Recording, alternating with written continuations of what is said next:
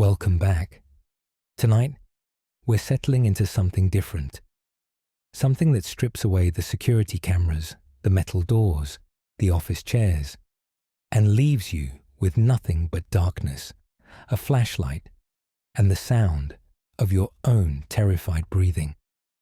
We're stepping into the bedroom of Five Nights at Freddy's 4, where childhood fears become walking nightmares, and survival isn't just unlikely, it's impossible. You've watched countless playthroughs. You've seen speedrunners master the timing. You've heard the theories about who you're playing as and what's really happening in that small, shadowed room.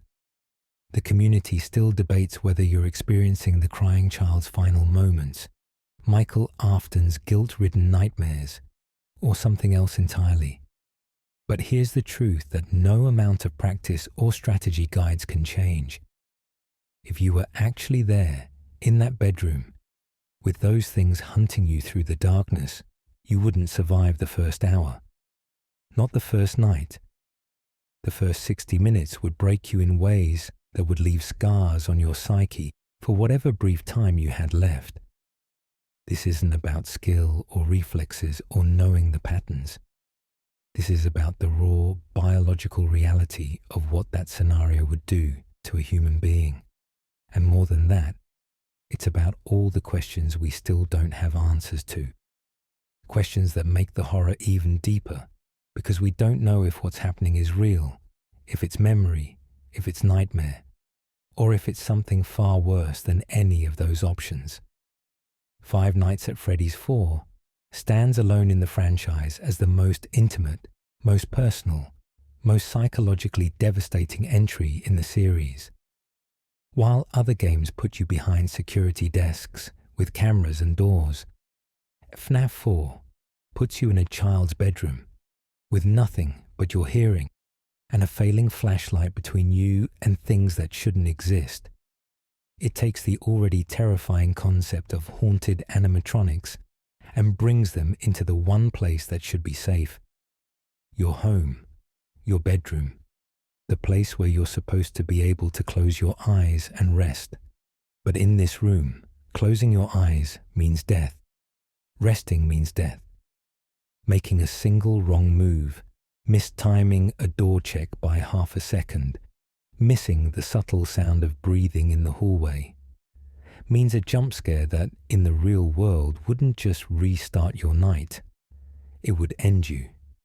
And that's before we even start talking about what the recent revelations from Tales from the Pizzaplex have told us about what might actually be happening in that house.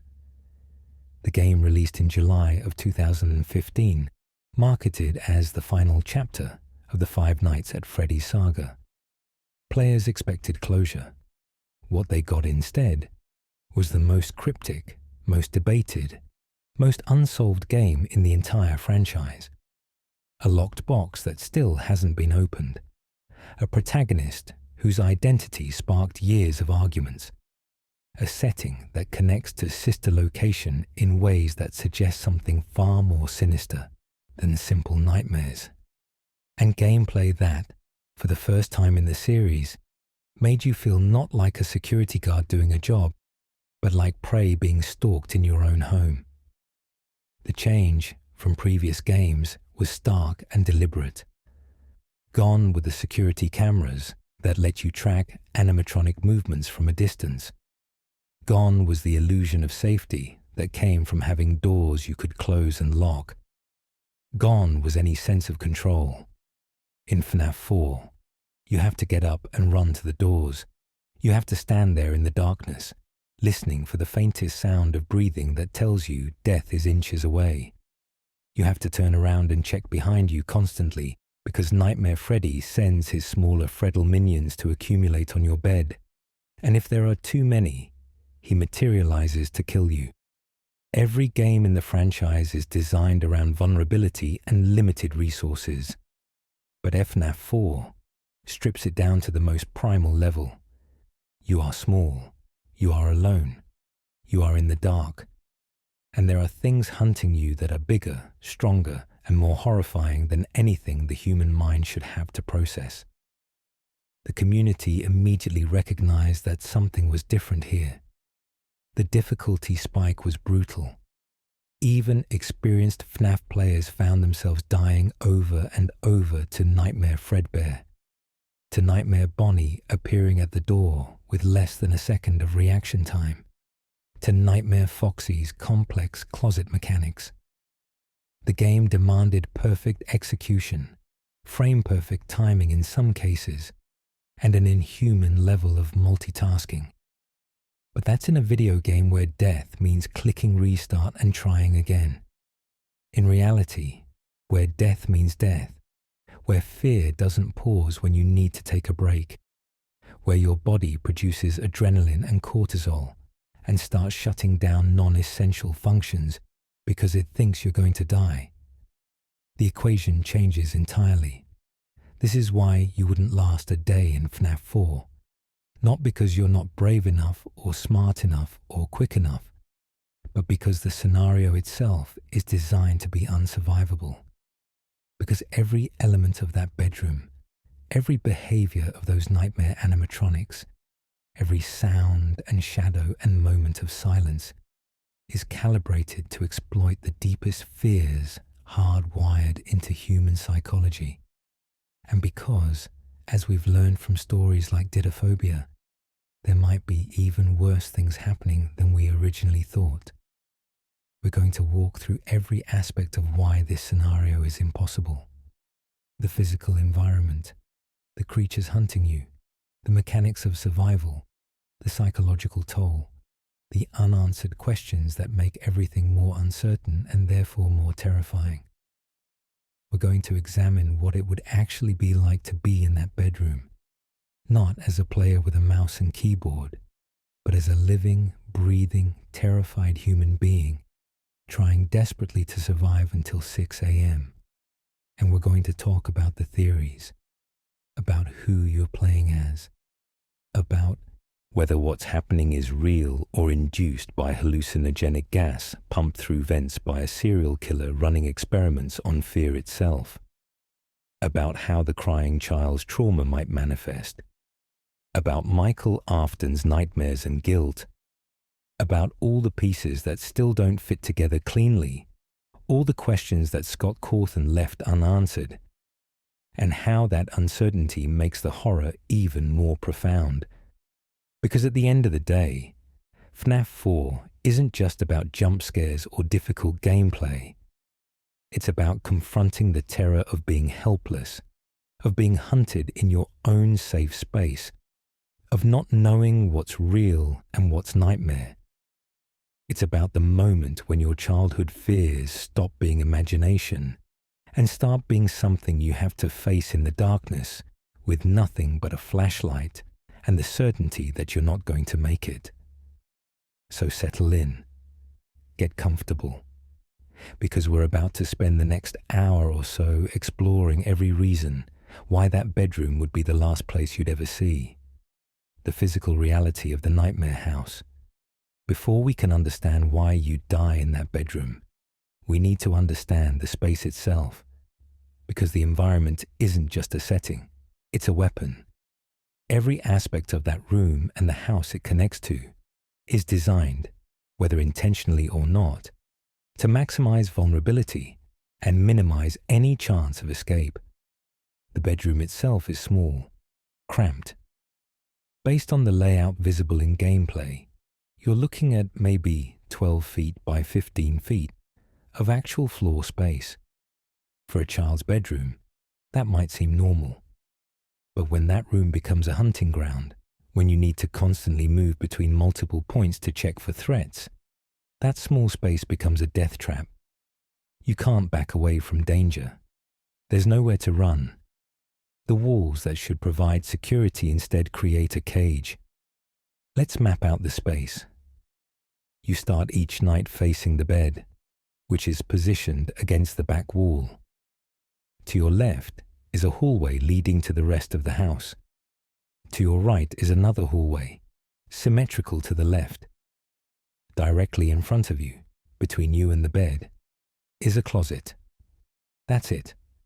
4 main points you need to monitor. left door, right door, closet, and the bed behind you. 4 directions that require constant attention, constant movement, constant vigilance. In the game, moving between these points is instantaneous. Click on the left door and you're there. Flick the mouse down and you're back at the center position. But in reality, you'd need to physically move. Run to the left door, which means taking your attention away from the right door and the closet and the bed. Listen for breathing. If you hear it, hold the door shut, which means both hands occupied, body pressed against the door, unable to check anything else. If you don't hear breathing, flash the light down the hallway, which illuminates the darkness, but also temporarily destroys your night vision, leaving you vulnerable if you need to suddenly check somewhere else. Then you need to move back to center. Check the bed. If freddles are accumulating, you need to shine your flashlight on them, which takes time, which means the animatronics at the doors are still moving, still getting closer. Then you need to check the closet, open it, flash the light. If Nightmare Foxy is there, close the door and hold it. If not, leave it open and move on. Then check the right door. Same process. Listen, hold or flash, move back to center. That's one cycle. In the game, a skilled player can complete this cycle in maybe 15 to 20 seconds. In reality, you're looking at 45 seconds minimum if you're moving quickly. More realistically, a full minute for each complete check of all positions. And that's assuming you don't freeze in fear when you hear breathing at a door. That's assuming your hands don't shake so badly that you drop the flashlight. That's assuming you can even think clearly enough to remember the sequence of checks when your brain is being flooded with fight or flight chemicals. But the physical challenge isn't just about movement speed. It's about the sensory environment. The room is dark. Not movie dark where you can still see shapes and shadows. Dark, dark. The kind of darkness that exists in a room with no windows, no light sources, in the middle of the night. Your eyes would struggle to adjust because you're constantly using the flashlight, which resets your night vision every time you click it on. You'd be functionally blind except for the narrow cone of illumination from your only tool. And the silence. Between the sounds of animatronic movement, between the footsteps and breathing and occasional distant noises, there's silence. Heavy, oppressive silence that makes every tiny sound seem amplified. The rustle of your own clothing as you move, your heartbeat pounding in your ears, your own breathing, which you try to quiet so you can hear better, which means you're not breathing properly, which means less oxygen to your brain, which means your judgment and reaction time get worse. The house beyond the bedroom makes things even more claustrophobic. The hallways are narrow. Based on what we can see when checking doors, these aren't wide, open corridors. They're residential hallways, maybe 3 feet wide, barely enough for one person to move comfortably, and they stretch back into darkness. When you shine your flashlight down them, you see the hallway extending maybe 10 or 15 feet before the light peters out into shadow. That means the animatronics could be anywhere in that darkness. You don't see them until they're at your door, which means you have 0 advance warning, 0 time to prepare. The closet is particularly nightmarish. It's not a walk-in closet. It's one of those narrow, deep closets where clothes hang and storage boxes get shoved. In the game, it looks innocuous, just a dark space with hanging clothes. But imagine actually opening that closet in the dark, shining your light in, and seeing Nightmare Foxy's head emerging from the shadows. The closet would barely contain him. His twisted body would be compressed into that small space, waiting. And you'd need to close the door on him and hold it shut while he tries to force his way out. The environmental sound design makes everything worse. This isn't a silent house. Old houses make noise. Settling foundations. Temperature changes causing wood and metal to expand and contract. Pipes creaking. The ambient sound that you normally tune out becomes impossible to ignore when you need to distinguish between normal house noises and the sound of an animatronic approaching. Is that creak in the hallway the house settling, or Nightmare Bonnie taking another step closer? You can't know. You have to treat every sound as a potential threat, which means your stress never drops, your alertness never wavers, your nervous system never gets a break. Then there's the temperature. The game doesn't simulate this, but environmental factors matter in reality. A child's bedroom in the middle of the night would be cool, maybe even cold. Your body, flooded with adrenaline, would be producing sweat. The combination of cold air and nervous sweating would make you uncomfortable, which adds another layer of distraction.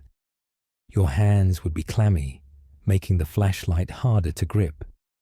Your fingers might shake from both fear and cold. Physical discomfort compounds psychological stress. Based on the revelations from Dittophobia, we know that at least in the experiments that inspired or paralleled the FNAF 4 experience, the house was underground. The tales from the Pizzaplex story, Dittophobia, reveals that Circus Baby's entertainment and rental facility contained an artificial house connected via secret passages. While the exact canonicity of how this relates to the main FNAF 4 gameplay remains debated, the implications are disturbing. An underground structure would have different acoustics than a normal house. Sound would behave strangely. Echoes might make it impossible to tell exactly where noises are coming from. The air would be stale, recycled through ventilation systems, which creates a different quality of silence than normal air. But more than that, an underground house would feel wrong on a subconscious level. Humans are sensitive to air pressure, to the subtle cues that tell us we're in an open environment versus an enclosed one.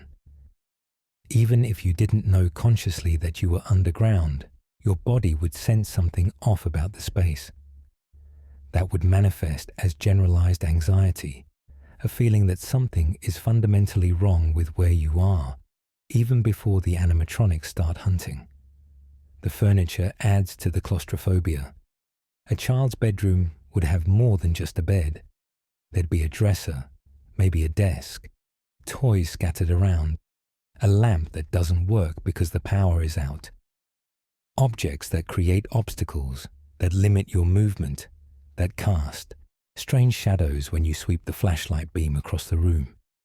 Every object becomes a potential hiding place for Freddles, which means you'd need to constantly scan the entire room, not just the main threat points. And here's something the game doesn't emphasize, but that would be true in reality. Smell. Fear produces a distinct odor. Humans secrete pheromones when terrified. You'd smell your own fear, which would reinforce the terror in a feedback loop. But beyond that, the animatronics themselves would have a smell if they were real. Decay, rust, old fabric and aged metal and whatever else composes their nightmare forms. The scent would hit you before you saw them, an olfactory warning that something unnatural was close. The lack of escape routes is perhaps the most psychologically damaging aspect of the physical space. In previous FNAF games, you at least had the option of running if everything went wrong. The security office had an entrance you could theoretically flee through. But in FNAF 4, you're in a bedroom, presumably in a house. But we never see a clear path out. The doors lead to hallways that disappear into darkness. We don't see a front door, a back door, windows you could escape through. The house itself becomes a prison, and the bedroom is your cell. This creates a profound sense of being trapped. Psychologically, humans cope with danger much better when we believe we have options. Fight or flight, flee or face the threat. But when flight isn't an option, when you're cornered, the human mind starts breaking down much faster. The stress response that's meant to help you survive becomes actively harmful because there's nowhere to channel the energy it produces. You can't run, so the adrenaline just keeps building with nowhere to go, making you jittery and unfocused, and more likely to make fatal mistakes. The spatial awareness required is also inhuman. You need to maintain a mental map of 4 different threat vectors simultaneously while constantly moving between them. The left hallway, the right hallway, the closet, the bed. Each requires different responses. Left and right doors, you listen first. Closet, you check visually. Bed, you shine light immediately. Mixing up the procedures, checking the closet when you should be listening at a door, would be an instant death sentence. And maintaining that perfect execution under extreme stress, in the dark, while exhausted and terrified, is beyond human capability. Modern human beings are not adapted for this kind of environment. We evolved to deal with dangers we could see, threats we could track, predators that followed predictable patterns. But this scenario violates every expectation our brains have about how danger works. The threats are invisible until they're lethally close. They make sounds but not consistently enough to track. They can be in multiple places. They behave in ways that seem to violate physical laws, appearing and disappearing according to rules we don't understand. The bedroom of FNAF 4 is, in essence, an environment designed to break human psychology. Whether that was William Afton's intention in his fear experiments, or whether it's the manifestation of a traumatized child's nightmare, the result is the same. A space that takes everything that makes us feel safe, our home, our bedroom, our familiar surroundings, and transforms it into a hunting ground where we're the prey with no chance of escape. The nightmare animatronics. Design and behavior. Understanding the environment is step 1.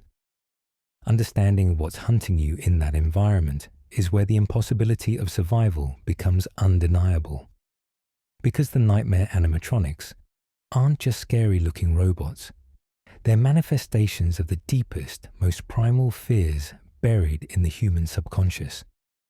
And if they were real, if you encountered them in the flesh, the psychological impact would be immediately incapacitating. Let's start with Nightmare Freddy, because he's your constant companion throughout each night. He doesn't approach from the hallways.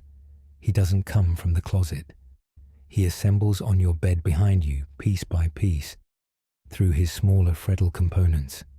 Think about what that means psychologically. Your bed, the one place in the bedroom that should represent safety and rest, becomes compromised. You can't sit down. You can't lean against it for support. Every time you turn around to check the bed, you might see nothing. Or you might see one Freddy, or 2, or 3 building up to the critical mass that allows Nightmare Freddy himself to manifest. The design of Nightmare Freddy is important.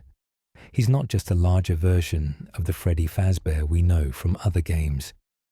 He's been transformed into something that violates the uncanny valley in the worst possible way. His fur is tattered and matted. His endoskeleton shows through in places, revealing the mechanical skeleton beneath the mascot costume exterior. His jaw is oversized, filled with rows of sharp teeth that are more reminiscent of a shark or a bear trap than anything that should be on an entertainment animatronic. His eyes glow, not softly, but with an intensity that suggests malevolent intelligence. When you shine your flashlight on the Freddles accumulating on your bed, you're not just seeing small robots. You're seeing fragments of Nightmare Freddy, pieces of him infiltrating your safe space, setting up for his arrival. The psychological concept here is invasion. The enemy isn't just outside trying to get in. He's already inside, breaking himself into smaller pieces to bypass your defenses, accumulating in the one place you can't afford to ignore, but also can't afford to watch constantly. The Freddles themselves are nightmare fuel. They're small, roughly the size of a football, shaped like miniature versions of Freddy, but with the same nightmare aesthetics. Sharp teeth, glowing eyes, twisted proportions, and they don't move like mechanical objects. When they appear on your bed, they're just there. Instant manifestation, no sound of approaching, no visual transition. One moment the bed is clear, the next moment there's a Freddle sitting there, staring at you. If this was reality, the sight of even one Freddle would trigger an immediate panic response. Your brain would try to process what you're seeing, fail, try again, and produce overwhelming terror as it realizes the thing on your bed shouldn't exist. The cognitive dissonance between "this can't be real" and "I'm looking directly at it" would be paralyzing, and you'd need to shine your light on it to make it disappear, which means taking your eyes off the doors, which means exposing yourself to attack from Bonnie or Chica. Nightmare Bonnie represents a different kind of terror. He approaches from the left hallway, and his gimmick is that he's relentless. Once he's active, he will repeatedly attempt to reach your door. You can fend him off by closing the door when you hear breathing, but he comes back, over and over. Each time you think you've bought yourself a moment of safety, he's already moving into position again. His design emphasizes height and sharp angles. Nightmare Bonnie is tall, probably 7 or 8 feet based on how he fills the doorway when you see him. His ears are elongated and pointed. His fingers end in claws. His entire body is designed to look like a predator standing upright, something that should be on 4 legs, but has assumed a human posture for the sole purpose of fitting through doorways and reaching you. The breathing is key to his terror. When Nightmare Bonnie is at your door, you hear breathing, not mechanical sounds, breathing. The inhale and exhale of something alive. This violates everything you know about animatronics. They shouldn't breathe. They're robots. But you hear it clearly, ragged and wet, like something organic is standing inches away from you, separated only by a thin door and your ability to hold it shut. In reality, hearing that breathing would trigger every prey instinct in your body. Humans are hardwired to recognize the sound of breathing, to interpret it as a presence, as something alive and close. Hearing it in the darkness, knowing that there's something on the other side of that door, something large enough to fill the hallway, something strong enough that you need to physically brace the door to keep it out, would cause your body to flood with enough adrenaline to make your hands shake. And shaking hands make it harder to hold the door. And if the door opens even a crack, he's in. Nightmare Bonnie's jump scare, if we extrapolate what it would be like in reality, would be him lunging through the door faster than you can react. In the game, you see his face fill the screen, jaw open impossibly wide, and hear the signature scream.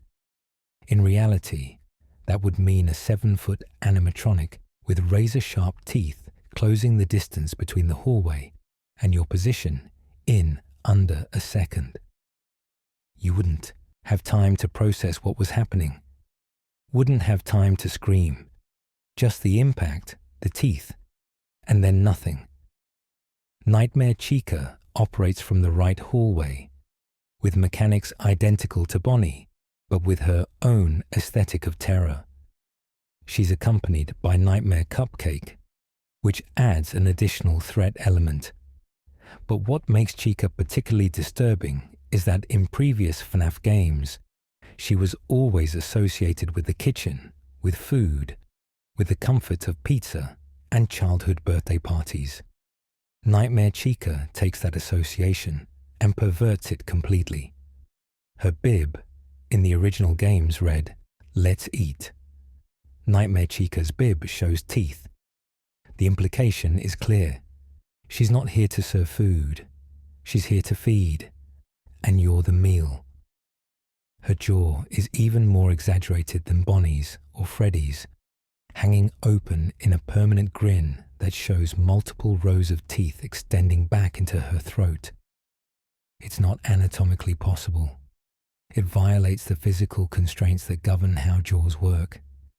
But that's what makes it nightmare logic. It doesn't have to make sense. It just has to tap into that deep fear of being eaten, of being torn apart by teeth. Nightmare Cupcake is a miniature horror. In normal FNAF games, Chica's cupcake companion is almost comical. A cute little cupcake with eyes on a plate. Nightmare Cupcake is transformed into something with sharp teeth, aggressive posture, and the same malevolent energy as the larger animatronics. The idea that even the smallest, most innocent element of the FNAF universe has been corrupted into something dangerous reinforces the totality of the nightmare. There's nothing safe, nothing friendly.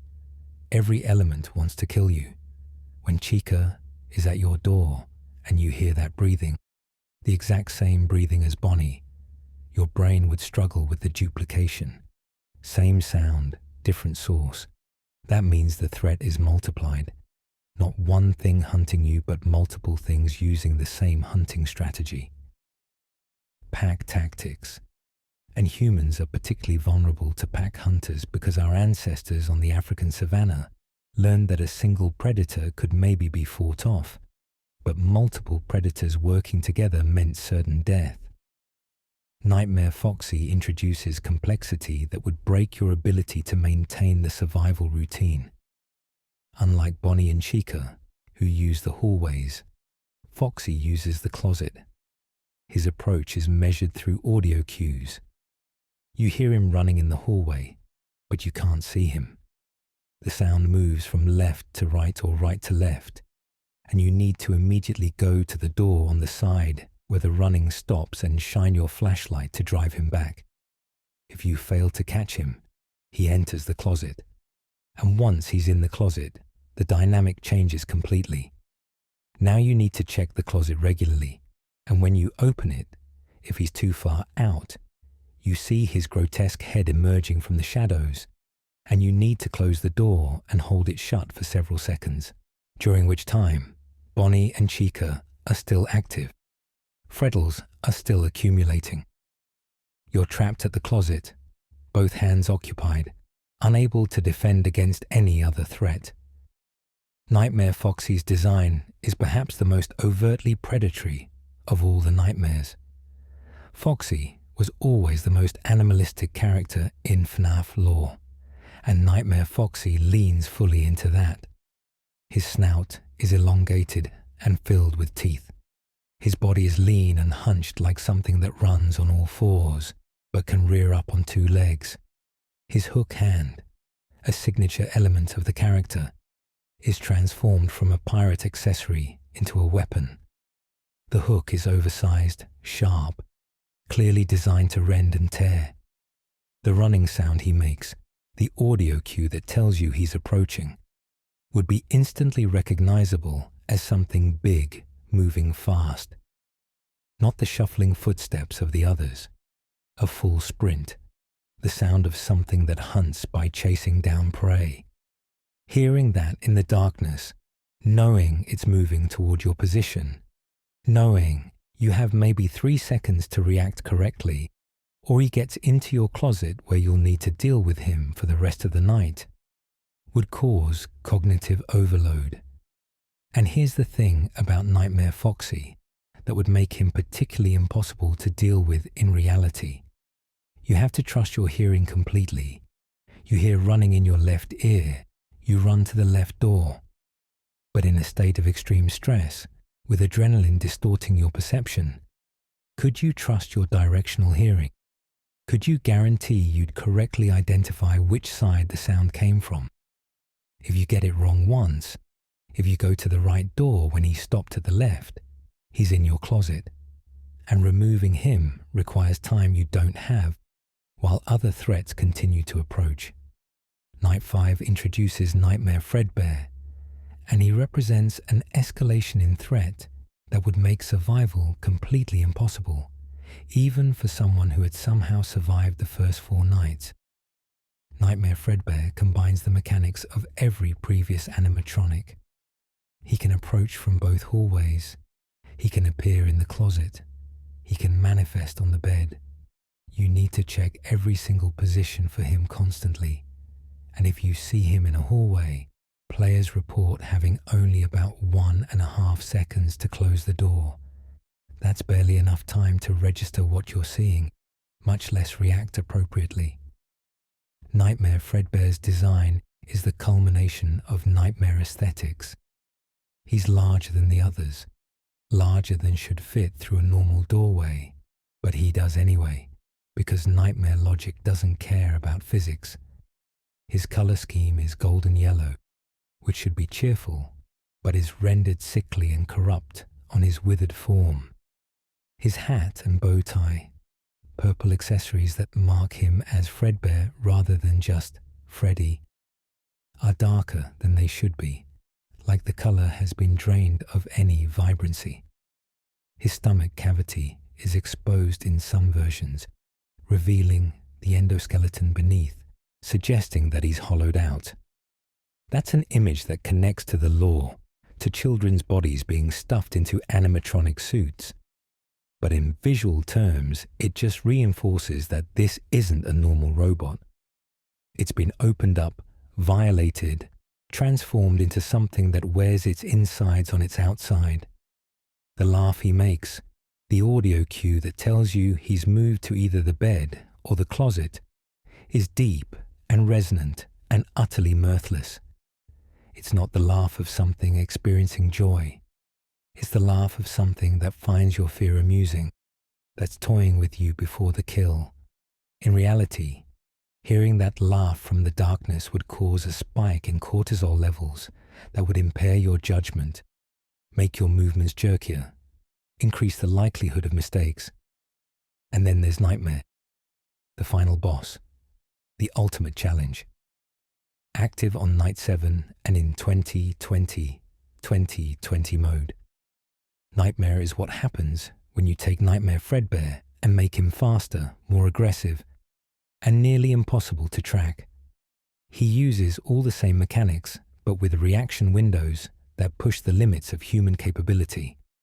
When you see him in a hallway, players report having less than a second to close the door, some estimates suggesting around 0.8 seconds. That's faster than most people's baseline reaction time to visual stimulus, let alone the time needed to process what they're seeing and initiate a physical response. Nightmare's appearance is worth examining because it tells you everything about the intent behind his design. He's translucent. His costume is see-through, revealing that he's basically an endoskeleton wrapped in shadows. The transparency makes him harder to see, harder to track, harder to confirm whether you're looking at him or not. And his color scheme is pure black, which means in the darkness of the hallways, he blends in. You might be shining your flashlight right at him and not realize it until the attack is already happening. The name Nightmare singular suggests this is the fear itself made manifest. Not a specific animatronic character, but the concept of nightmare given form. He's what happens when the rules break down completely, when even the twisted logic of the previous nights stops applying. He doesn't follow patterns. He doesn't give you adequate time to respond. He exists purely to kill you, and the only way to survive him is to operate with absolutely zero margin for error, which no human being can sustain for 6 minutes, let alone 6 hours. What all these animatronics have in common, beyond their horrific appearances, is that they shouldn't be possible. Animatronics in reality can't move silently through hallways, can't materialize on beds in pieces, can't enter and exit closets without making noise, can't fit their oversized frames through normal doorways. Everything about them violates the physical laws that govern how robots work. And when your brain tries to process something that breaks the rules of physics, the result is existential terror. Not just fear of the threat, but fear that reality itself is wrong, that the rules you've relied on to understand the world no longer apply. The sound design of the nightmare animatronics deserves special attention because it's what makes them truly impossible to survive against. The breathing isn't just scary, it's psychologically destabilizing. Human beings are hardwired to recognize the sound of breathing. It's one of our most primitive pattern recognition systems, dating back to when our ancestors needed to know if predators were nearby in the dark. Breathing means life. Breathing means presence. Breathing means something alive and close enough to hear. But these aren't alive. They're machines. The cognitive dissonance of hearing organic breathing from mechanical entities creates a deep, instinctive wrongness that your brain can't resolve. It's similar to the uncanny valley effect, but auditory rather than visual. Your ears tell you there's a living thing nearby. Your eyes, when you see them, tell you it's a machine. Your brain tries to reconcile these contradictory inputs and fails, producing anxiety that compounds the fear. The footsteps are equally unsettling because of their weight and deliberation. When you hear something moving through the hallway, it sounds heavy. Each footfall thuds with a mass that suggests something large and solid. But the speed at which these footsteps can occur, the sudden bursts of movement followed by complete silence, doesn't match natural locomotion. Animals and humans make continuous noise when they move. These things move in bursts, which makes them feel predatory and calculating, like they're stalking, hunting, waiting for the perfect moment to strike. The voice lines that some of the nightmare animatronics have in Ultimate Custom Night provide additional insight into their psychological nature. Nightmare Freddy says, "I am remade, but not by you, by the one you should not have killed." This suggests awareness, intelligence, purpose beyond simple aggression. They're not mindless killing machines. They're entities with motivation, with memory, with the capacity for revenge. That makes them so much worse because it means they're thinking about you, targeting you specifically. The attack isn't random violence, it's personal. Nightmare Fredbear's line, "Let me put you back together and then take you apart all over again," is particularly chilling because it references the promise made to the crying child. The comfort offered by the Fredbear plush, "I will put you back together," is transformed into a threat. Instead of healing, it becomes an eternal cycle of destruction and reconstruction, being killed over and over, never allowed to truly die, never allowed to escape. Just endless suffering in a loop that mirrors the gameplay loop of dying and restarting, but made literal and horrifying. The physical design choices in the nightmare animatronics also reveal sophisticated psychological manipulation.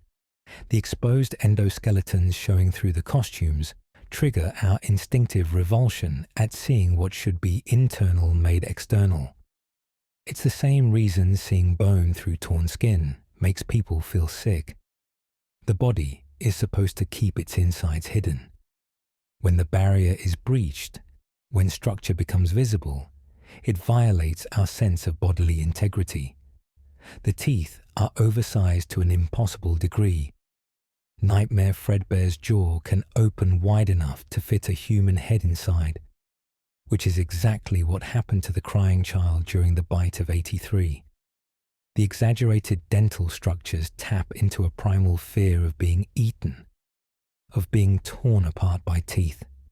It's one of humanity's oldest fears, coded into our DNA from millennia of being prey animals ourselves. The nightmare animatronics embody that fear with surgical precision. The claws, particularly on Nightmare Foxy and Nightmare Bonnie, are sharp and prominent. Claws mean tearing, rending, suffering rather than clean death. They promise pain. In survival situations, humans fear prolonged suffering more than quick death. The design of these animatronics suggests they wouldn't kill you quickly. They'd make it hurt, make it last, make your final moments as terrible as possible. The coloring deserves mention too. The nightmare animatronics use dark, desaturated colors that make them difficult to see in low light. Nightmare Bonnie's blue is so dark it's almost black. Nightmare Chica's yellow has a sickly, jaundiced quality. Nightmare Freddy's brown looks more like dried blood than natural fur. These aren't the bright primary colors of the original animatronics. They're colors of decay, disease, death. Colors that communicate danger at a subconscious level. That's what the nightmare animatronics are designed to do. Break your understanding of what's possible. Make you question whether what you're seeing is real. Trap you in a scenario where your rationality, your ability to tell yourself, "This is just a robot, robots can't hurt me," is stripped away because these robots absolutely can hurt you, and they don't behave like any robot you've ever encountered. They exist in a space between mechanical and organic, between real and unreal, between threat and nightmare, and that liminal existence makes them psychologically devastating in ways that pure monsters or pure machines could never achieve. The mechanic of survival, why they're impossible. Now that we understand the environment and the threats, we need to examine the actual mechanics of survival and why they're beyond human capability. Because on paper, the instructions are simple. Check the doors, listen for breathing, flash the light, check the closet, check the bed. But in practice, executing these actions correctly, under pressure, repeatedly, for 6 hours straight, is physiologically impossible. Let's start with the most fundamental mechanic, sound detection. Your survival in FNAF 4 depends entirely on your ability to hear breathing at the doors before you make the decision to flash your light or hold the door. In the game, the breathing is relatively clear in headphones. It's distinct from the ambient noise. You can train yourself to recognize it. But in reality, audio perception under stress is wildly unreliable. When your body enters fight or flight mode, which would happen instantly in this scenario, your hearing changes. Blood flow is redirected away from non-essential systems, which includes the fine motor control of the muscles in your inner ear. Your ability to distinguish subtle sounds degrades. At the same time, you become hypersensitive to loud noises, which means every small sound gets amplified in your perception. The result is a kind of auditory confusion, where you're hearing everything and nothing at the same time. You'd hear your own heartbeat pounding in your ears, creating a rhythmic thump that might mask the sound of breathing. You'd hear your own breathing, which you're trying to quiet, but can't stop entirely because you need oxygen. You'd hear the ambient sounds of the house, creaks and groans, that might sound like footsteps, might sound like breathing, might sound like any number of things your brain interprets as threats. And here's the critical failure point. The breathing at the doors isn't constant. It only happens when an animatronic has reached the door and is waiting there. That means There will be times when you go to a door, listen, hear nothing, and need to make the decision to flash your light. But your hearing has been compromised by stress. You might miss the breathing. You might think you heard breathing when there was none. Either mistake is fatal, false positives and false negatives. In a game, you can reset and try again. In reality, a false negative, missing the breathing and flashing your light when an animatronic is there, means instant death. The light activates them. They lunge. You die. A false positive, thinking you heard breathing and holding the door when there's nothing there, means you've wasted time. Time during which Freddles accumulate, Foxy advances, and other animatronics move into position.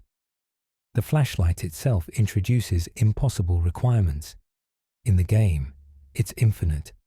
You can flash it as many times as you need. But a real flashlight has batteries that drain, has a bulb that can burn out, has a physical switch that can be fumbled when your hands are shaking. You'd need to make every flashlight use count, which adds another layer of decision-making to an already overwhelming cognitive load. The physical action of using the flashlight correctly requires fine motor control. You need to point it in the right direction, hold it steady, keep it on for the right duration. In the game, this is a button press. In reality, when your hands are trembling from adrenaline, when sweat makes your palms slippery, when you're spinning around to check multiple locations in sequence, maintaining that control becomes nearly impossible. The door-holding mechanic is particularly brutal. When you hear breathing at a door, you need to physically hold the door shut. In the game, this is a key hold. In reality, you'd be pressing your body against a door while something on the other side presses back. The animatronics are strong, stronger than a child, stronger than most adults. You'd feel the pressure of the door trying to open, feel the strength of the thing pushing against you, and need to maintain pressure until the footsteps indicate it's moving away. But you can't see while you're holding the door. Your field of vision is limited to the door itself, and maybe a bit of the hallway behind you. Which means, if you're holding the left door, the right door is undefended, the closet is unwatched, the bed is unchecked. You're creating a vulnerability that other animatronics can exploit, and you have no way of knowing how long you need to hold. 5 seconds, 10. In the game, it's consistent. In reality, with stress distorting your perception of time, 5 seconds feels like 30. You'd second-guess yourself. Let go too early. The animatronic is still there, you die. Hold too long. The others advance too far, you die. The closet mechanic introduces timing requirements that are frame perfect in some situations. You need to check the closet regularly, not too frequently, because that wastes time, but not too infrequently, because then Foxy gets too far out and causes problems. In the game, you learn the rhythm. In reality, with no ability to see a timer, with stress distorting your sense of time, maintaining the correct check frequency is impossible. And when you do check the closet, if Foxy is there, you need to immediately close it and hold it shut. That's 2 actions, close and hold, that need to happen with 0 delay. In a panic state, when you see Nightmare Foxy's head emerging from the darkness, a grotesque mass of teeth and twisted metal, your first instinct would be to recoil, not to step forward and grab the door. Fighting against your own survival instincts to perform the correct action requires a level of self-control that evaporates under genuine terror. The bed checking is deceptively complex. You need to turn around, which means taking your eyes off the doors and closet. Shine your flashlight on the bed. Identify how many Freddles are present. Hold the light long enough to make them disappear. Then turn back around. The turn itself, a full 180-degree rotation, is disorienting. In the dark, without visual references, turning around and then turning back to face forward can leave you spatially confused. Which direction are you facing? Where are the doors relative to your current position? The cumulative cognitive load of all these mechanics happening simultaneously is beyond human capacity. You're monitoring 4 different locations. Each location has different response protocols. You're relying on audio cues that are easy to misinterpret. You're managing a tool with limited functionality. You're executing physical actions that require fine motor control. You're making split-second decisions with incomplete information. And you're doing all of this while experiencing the highest stress levels your body can produce. Cognitive psychology tells us that human working memory can hold roughly 7 pieces of information at a time. In FNAF 4, you're tracking left door status, right door status, closet status, bed status, most recent audio cues from each location, time elapsed since last check of each location, and your current position in the check sequence. That's 7 things minimum. And working memory degrades rapidly under stress. After even 5 minutes of this scenario, your ability to keep all those variables in mind would start breaking down. Decision fatigue is another factor. Every action requires a decision.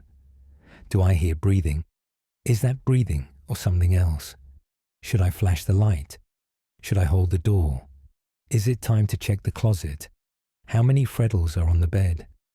Hundreds of micro decisions every minute, and each decision depletes your mental resources.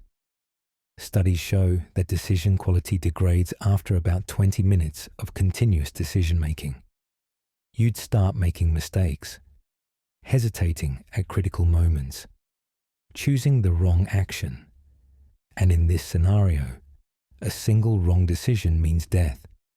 The margin for error is effectively 0. In previous FNAF games, you had some leeway, doors that could save you if you made a mistake, power that let you close everything and wait out the last few seconds. In FNAF 4, there is no safety net. Every action needs to be correct. Every check needs to be on time. Every sound needs to be interpreted accurately. One mistake, one missed breathing sound, one moment of hesitation, and you're dead. And this is all assuming you can even start the process. The initial moments of the first night, when the lights go out and you realize you're alone in the dark with things hunting you, would trigger such intense fear that many people would simply freeze. Freeze response is one of the 3 main fear reactions, alongside fight and flight, and it's often the one that activates when both fighting and fleeing seem impossible. Your body locks up. Your mind goes blank. You can't move, can't think, can't act. By the time you shook off the freeze response, the animatronics would already be in position to kill you. The game makes it look doable because it's a game. The player isn't actually afraid. The consequences aren't real. Muscle memory can develop with practice. But strip away the abstraction and put a real human being in that bedroom, with real fear and real consequences, and the survival mechanics become impossible. Not difficult, impossible. Because human beings are not designed to operate under these conditions. The child's perspective. Age and capability. Everything we've discussed so far becomes exponentially worse when we remember that in FNAF 4, you're not playing as an adult, you're a child. The exact age is debated in the community, but the consensus places the protagonist somewhere between 7 and 12 years old. And that age difference, that fundamental change in physical and mental capability, transforms an impossible scenario into something that exists beyond impossibility in a realm of pure nightmare. A child's brain is not fully developed. The prefrontal cortex, the part responsible for decision-making, impulse control, risk assessment, and rational thought under pressure, doesn't finish developing until the mid-20s. A child in the 7 to 12 age range has a prefrontal cortex that's maybe 40% developed. That means their ability to maintain focus, to make good decisions under stress, to override their immediate emotional reactions in favor of strategic thinking, is a fraction of an adult's already limited capability. Fear processing is different in children. The amygdala, the brain's fear center, is actually more active in children than adults. Children experience fear more intensely and have less ability to regulate that fear through rational thought. An adult, confronted with a nightmare animatronic, might have a moment of rational denial, "This can't be real," before the fear fully sets in. A child would go straight to maximum terror with no cognitive buffer. The physical differences matter immensely. A child's body is smaller, weaker, with less muscle mass and coordination than an adult. When we talked about holding doors shut against animatronics that are pushing from the other side, we were assuming adult strength. A child couldn't do it. Even if they pressed their entire body weight against the door, an animatronic with any degree of strength would simply push through. The door-holding mechanic, already difficult, becomes physically impossible for a small body. The height difference creates practical problems. The doors in a normal house are designed for adult use, with handles positioned about 3.5 feet off the ground. A child of 7 might barely reach that height. They'd need to stretch, possibly go up on tiptoes to properly manipulate the door, and they certainly couldn't press their shoulder against it effectively to hold it shut the way an adult might. Their positioning would be awkward, off balance, easy to knock aside if the door was pushed from the other side. Visual perception in darkness is worse for children. Night vision depends on having enough rod cells in the retina, and while children have plenty, the neural pathways that process that information are less efficient. A child in a dark room sees less clearly than an adult in the same conditions. That means when they shine the flashlight down a hallway, when they check the closet, when they look at the bed, they're getting less visual information than an adult would. Critical details might be missed. A Freddy in the corner, Nightmare Foxy at the edge of the closet, Nightmare Bonnie at the end of the hallway. Reaction time is slower in children. Studies show that the average reaction time for a 7-year-old is about 700 milliseconds, compared to about 200 milliseconds for an adult. That means when Nightmare appears in a hallway and you have 0.8 seconds to close the door, a child would physically not be capable of reacting fast enough. Their nervous system, still developing, cannot process visual information and execute a motor response quickly enough to meet the required timing. The psychological impact of being hunted in your own bedroom would be particularly devastating for a child. Adults have enough life experience to compartmentalize fear, to maintain some degree of psychological distance from immediate threats. Children don't have that capacity. When a child is afraid, they're completely immersed in that fear. There's no part of their mind standing apart from the emotion, analyzing it, trying to maintain control. They're drowning in it. Children's primary fear responses are different from adults. Adults tend toward fight or flight. Children tend toward seeking protection, seeking an adult figure who can provide safety. But in the FNAF 4 scenario, there is no adult to protect you. You're alone. For a child, that aloneness compounds the terror exponentially because it violates the fundamental assumption of childhood that adults will keep you safe. The absence of protection becomes its own source of fear. The bedroom as setting hits differently for a child. For an adult, a bedroom is a private space, but not necessarily one charged with emotional significance. For a child, the bedroom is the center of their safe world. It's where they sleep, where they keep their toys, where they go when they need to feel secure. Having that space violated, having it become a hunting ground, would shatter a child's sense of safety, not just in that moment, but permanently. The psychological damage would be immediate and irreversible. Children's understanding of monsters is different from adults. Adults know, intellectually, that monsters aren't real. Even when confronted with something horrifying, there's a cognitive framework that says this shouldn't be possible, which provides some psychological buffer. Children exist in a space where monsters might be real.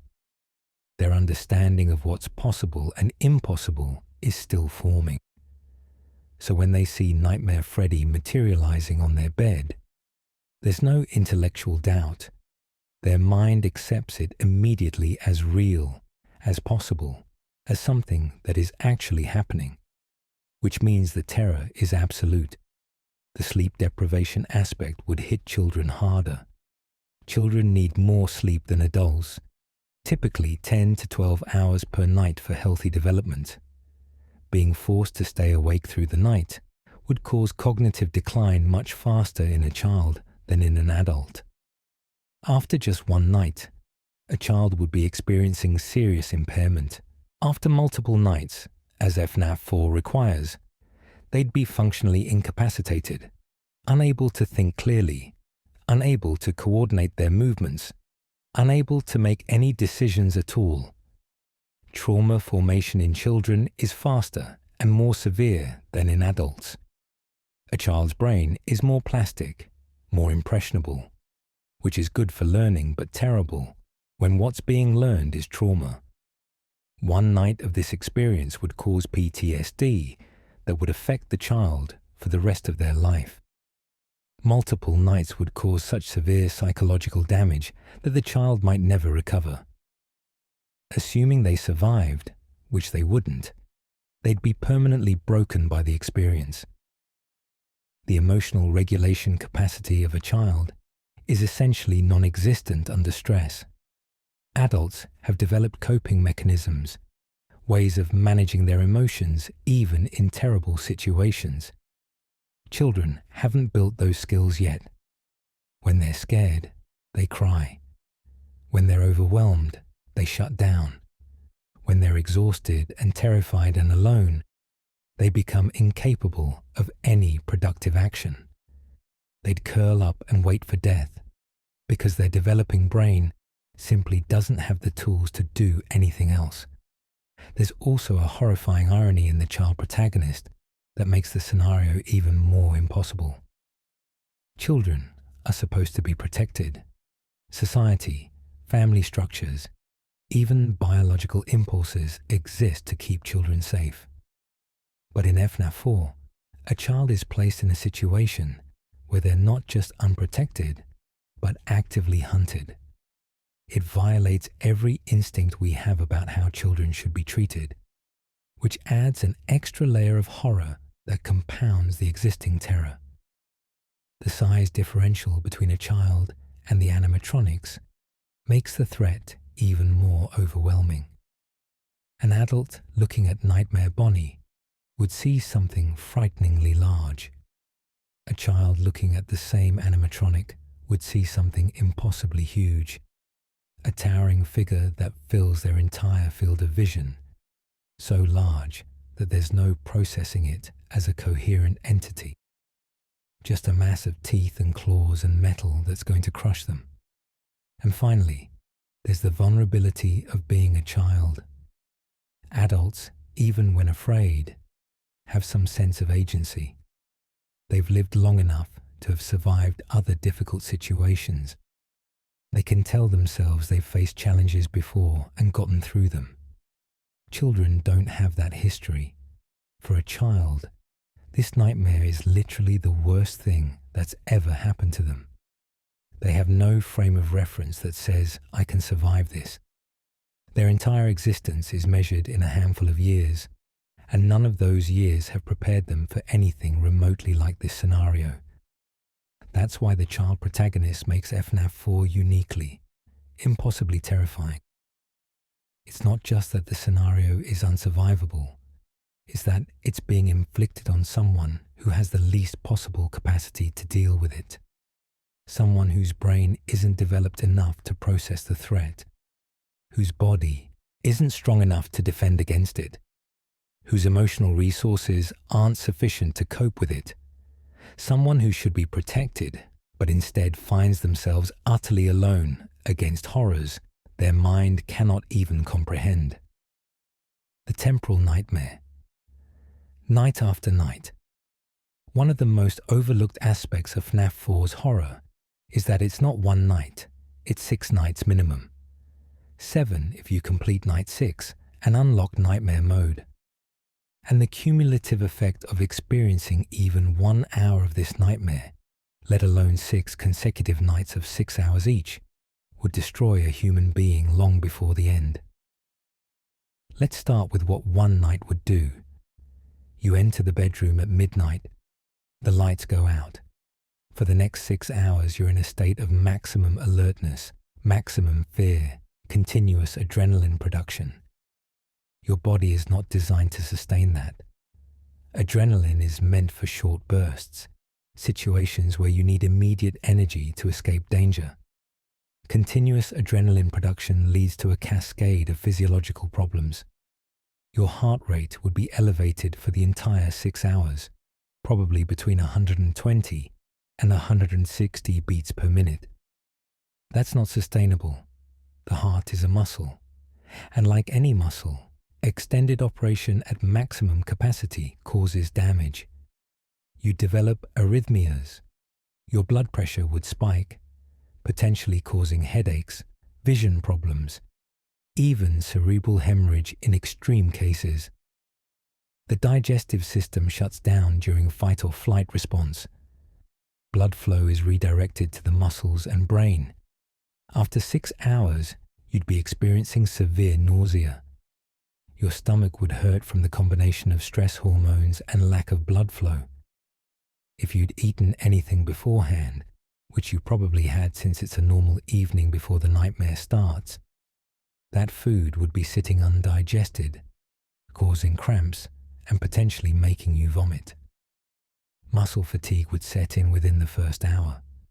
You're constantly moving, running to doors, holding doors shut, turning to check the bed, opening and closing the closet.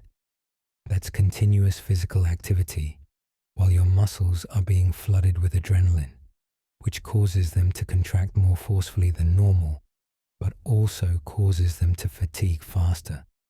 By hour 2, your legs would be shaking. By hour 4, you'd barely be able to stand. By hour 6, your body would be operating on fumes, unable to execute the movements required for survival. The psychological toll of one night would be severe.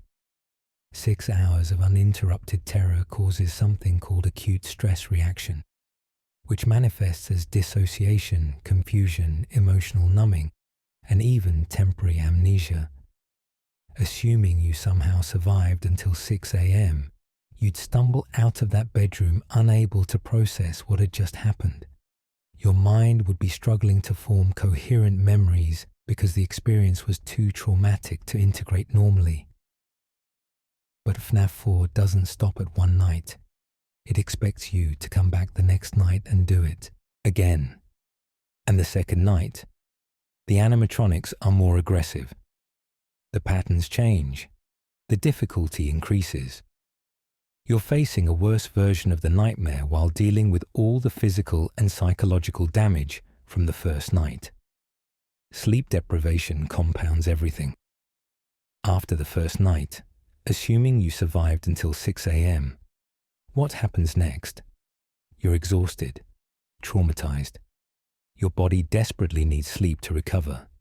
But can you sleep? Can you close your eyes in that bedroom after what you just experienced?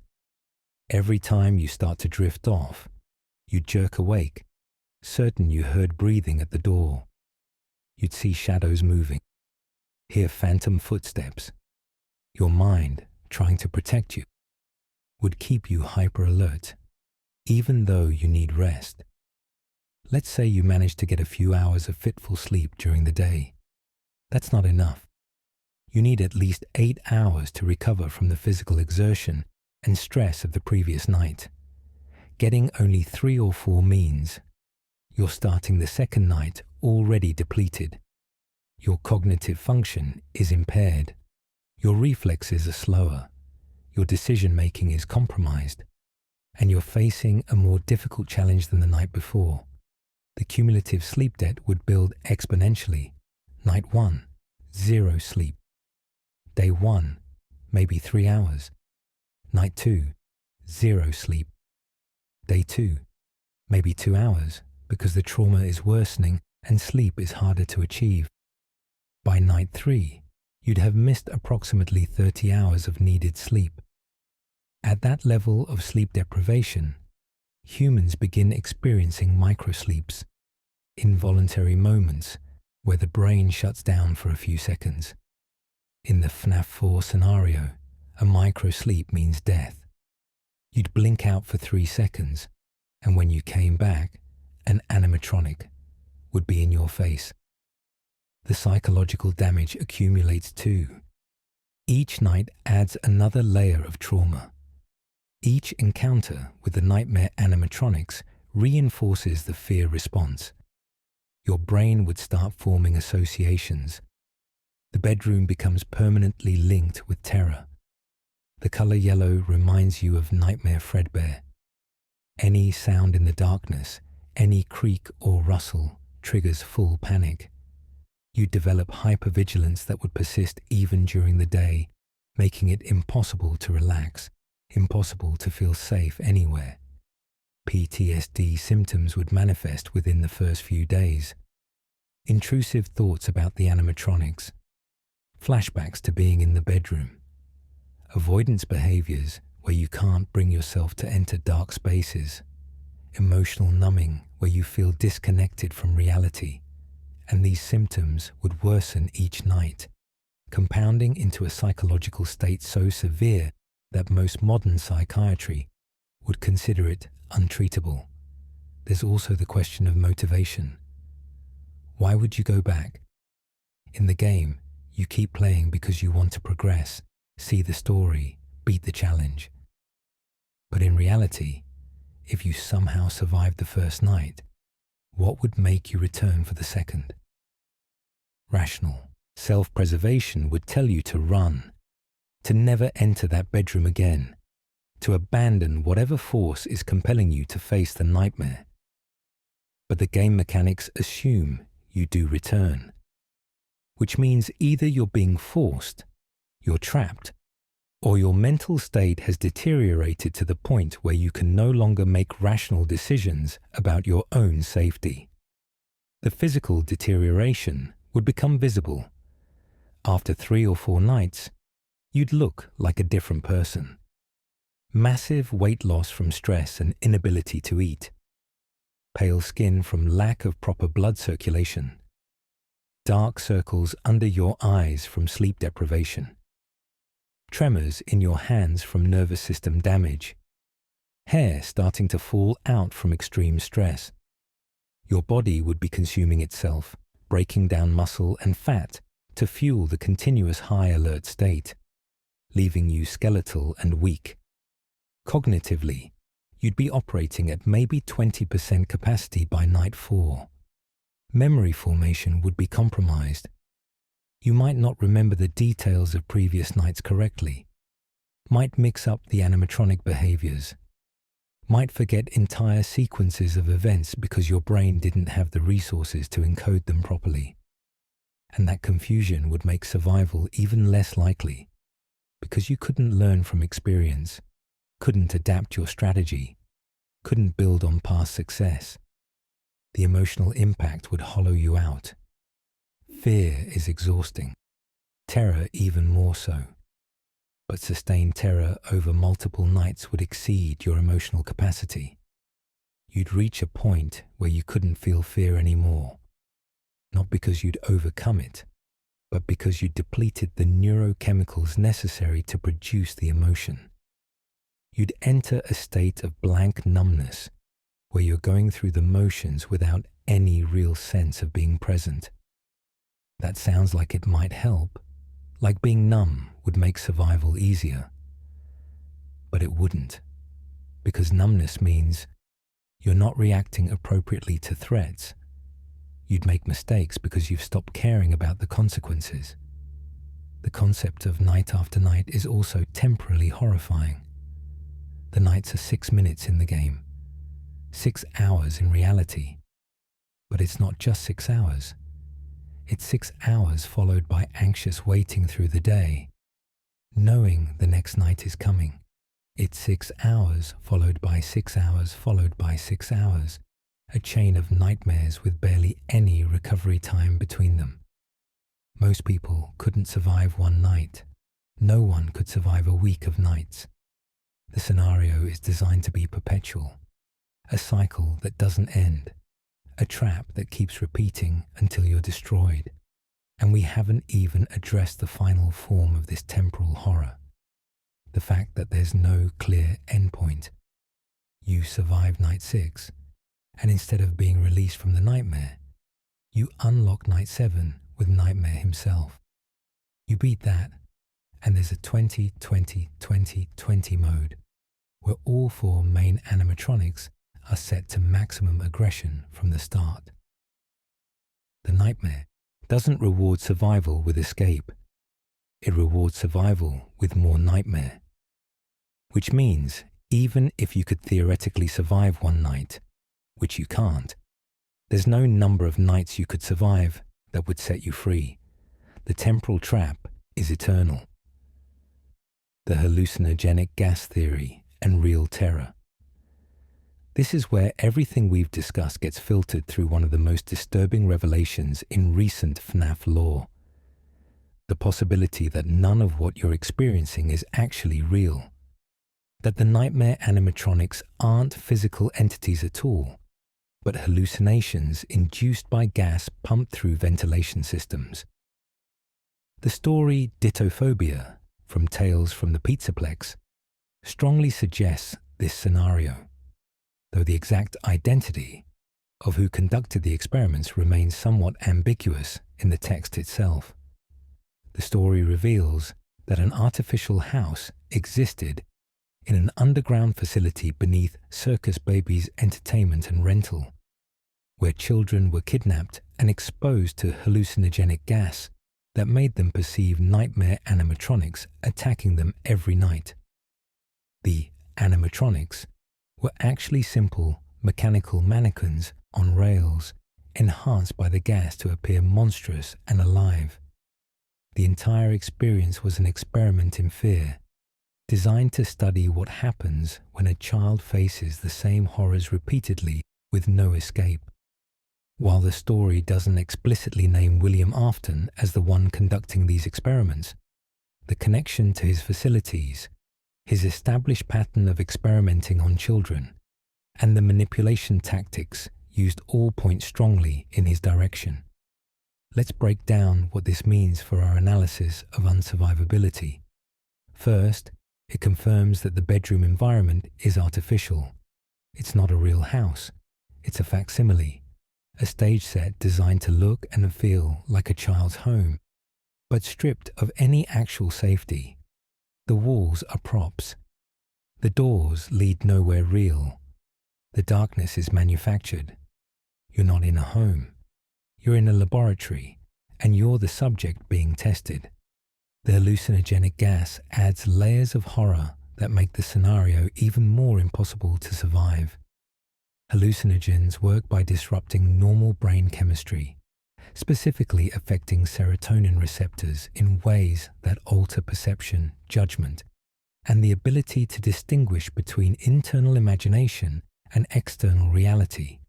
You'd be seeing things that aren't there, hearing things that have no physical source, experiencing terror that's artificially amplified beyond normal human fear responses. The nightmare animatronics, under this theory, aren't physical threats. You couldn't actually be killed by them in the traditional sense, but your brain doesn't know that. To your perception, they're completely real. When Nightmare Bonnie appears at your door, your eyes see him, your ears hear him. Your brain processes all available sensory information and concludes, there is a monster here. The fact that the monster is a hallucination doesn't reduce the terror. If anything, it increases it because you lose the ability to trust your own senses. This creates a unique form of psychological torture. You can't fight a hallucination, can't reason with it, can't find patterns in its behavior because its behavior is partially being generated by your own drugged brain. The animatronics would seem to act randomly, would violate rules, would do things that don't make sense because they're not following objective reality. They're following the twisted logic of a mind under the influence of powerful psychoactive chemicals. The gas also explains some of the game's stranger mechanics. Why do the animatronics react to flashlight beams? Real robots wouldn't be afraid of light. But if the light is part of the hallucination, if your drugged brain is incorporating the flashlight into the nightmare scenario, then it makes sense that shining light would affect what you perceive. The light isn't actually driving them away. It's triggering changes in your hallucinatory experience because your brain is trying to make sense of the sensory input. The breathing at the doors becomes even more disturbing under this interpretation. You're hearing breathing, but there's nothing there except a mannequin on rails. The breathing is being supplied by your own mind, filling in the gaps in the hallucination to make the threat feel more real. You're literally hearing what your fear thinks a monster should sound like. And the audio is perfectly calibrated to your personal nightmares because it's being generated internally. Here's where the impossibility of survival gets worse. You can't adapt. In a scenario with real threats, you could theoretically learn their patterns, develop countermeasures, find weaknesses to exploit. But with hallucinations driven by gas, there are no consistent patterns. Each night, the gas might affect you differently. The hallucinations might manifest in new ways. What worked before might not work again, because the scenario is being shaped by both the gas and your own deteriorating mental state. The psychological impact of realizing you're being drugged would be catastrophic. At some point, you'd notice that things don't add up. The animatronics violate physics. The house seems wrong. Time flows strangely. If you reach that moment of clarity, that realization that what you're experiencing isn't objectively real, your mind would face a breakdown. Because if you can't trust your senses, if reality itself is compromised, then you have no foundation for decision-making. Do you run from the monster in the hallway? It's not real, but it feels real. Does feeling real make it dangerous? You can't know, and that uncertainty would paralyze you. The long-term effects of hallucinogenic gas exposure would be permanent. Studies on people who've experienced prolonged exposure to substances like LSD or synthetic hallucinogens show lasting changes in brain structure, permanent alterations to perception, chronic visual distortions, HPPD, hallucinogen persisting perception disorder, where you continue to hallucinate even after the drug has left your system. Someone who survived the FNAF 4 gas chamber would never fully return to normal. They'd see animatronics in shadows for the rest of their life, hear breathing in quiet rooms, experience terror responses to stimuli that shouldn't trigger them. The ethical horror of this scenario can't be overstated.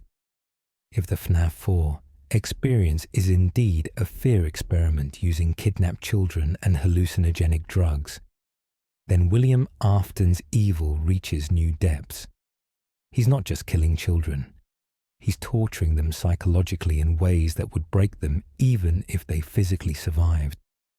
He's taking the most vulnerable members of society and deliberately inflicting trauma that will destroy their minds.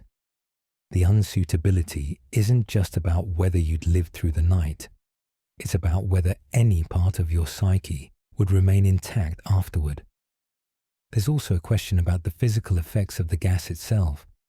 Hallucinogens can cause real physical symptoms: increased heart rate, elevated blood pressure, hypothermia, seizures in extreme cases. A child exposed to concentrated hallucinogenic gas for 6 hours every night would risk permanent physical damage, brain damage from lack of oxygen if the gas interferes with respiration, heart damage from sustained elevated heart rate, liver and kidney damage from processing the toxins. The gas doesn't need to kill you directly. The physical stress of being drugged repeatedly could cause death through organ failure. The food aspect of dittophobia is particularly cruel.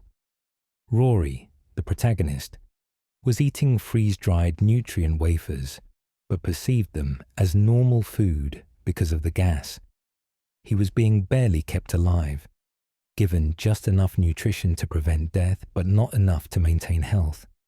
In the FNAF 4 scenario, if you're in the gas chamber, you'd be in a similar state, thinking you're in your home, maybe thinking you're eating meals, but actually slowly starving because whatever sustenance you're being given isn't sufficient. Your body would weaken even beyond the effects of stress and sleep deprivation, making survival increasingly impossible.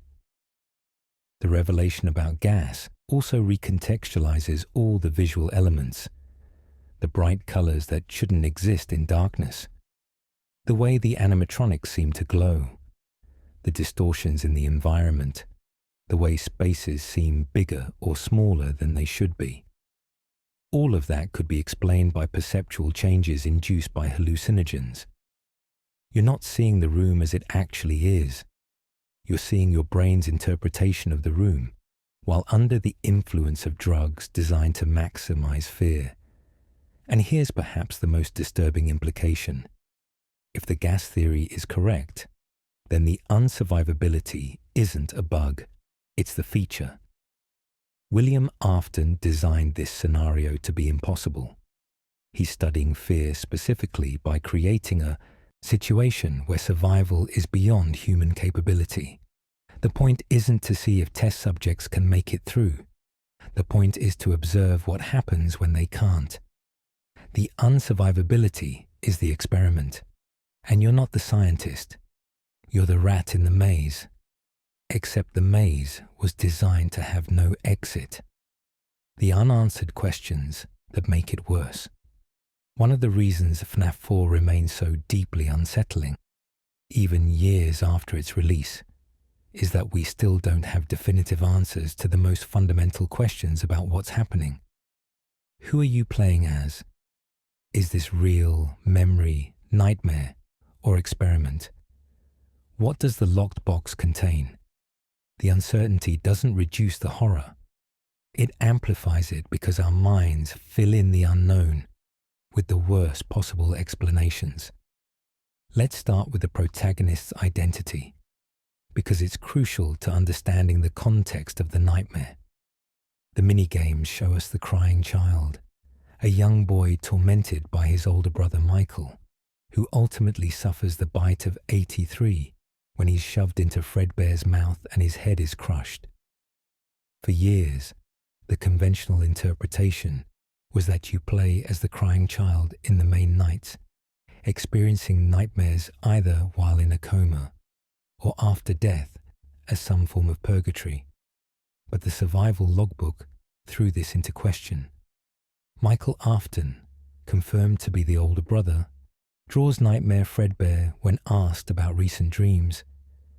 This detail suggests he's having nightmares about the FNAF 4 scenarios, which would make him the player character in the main gameplay.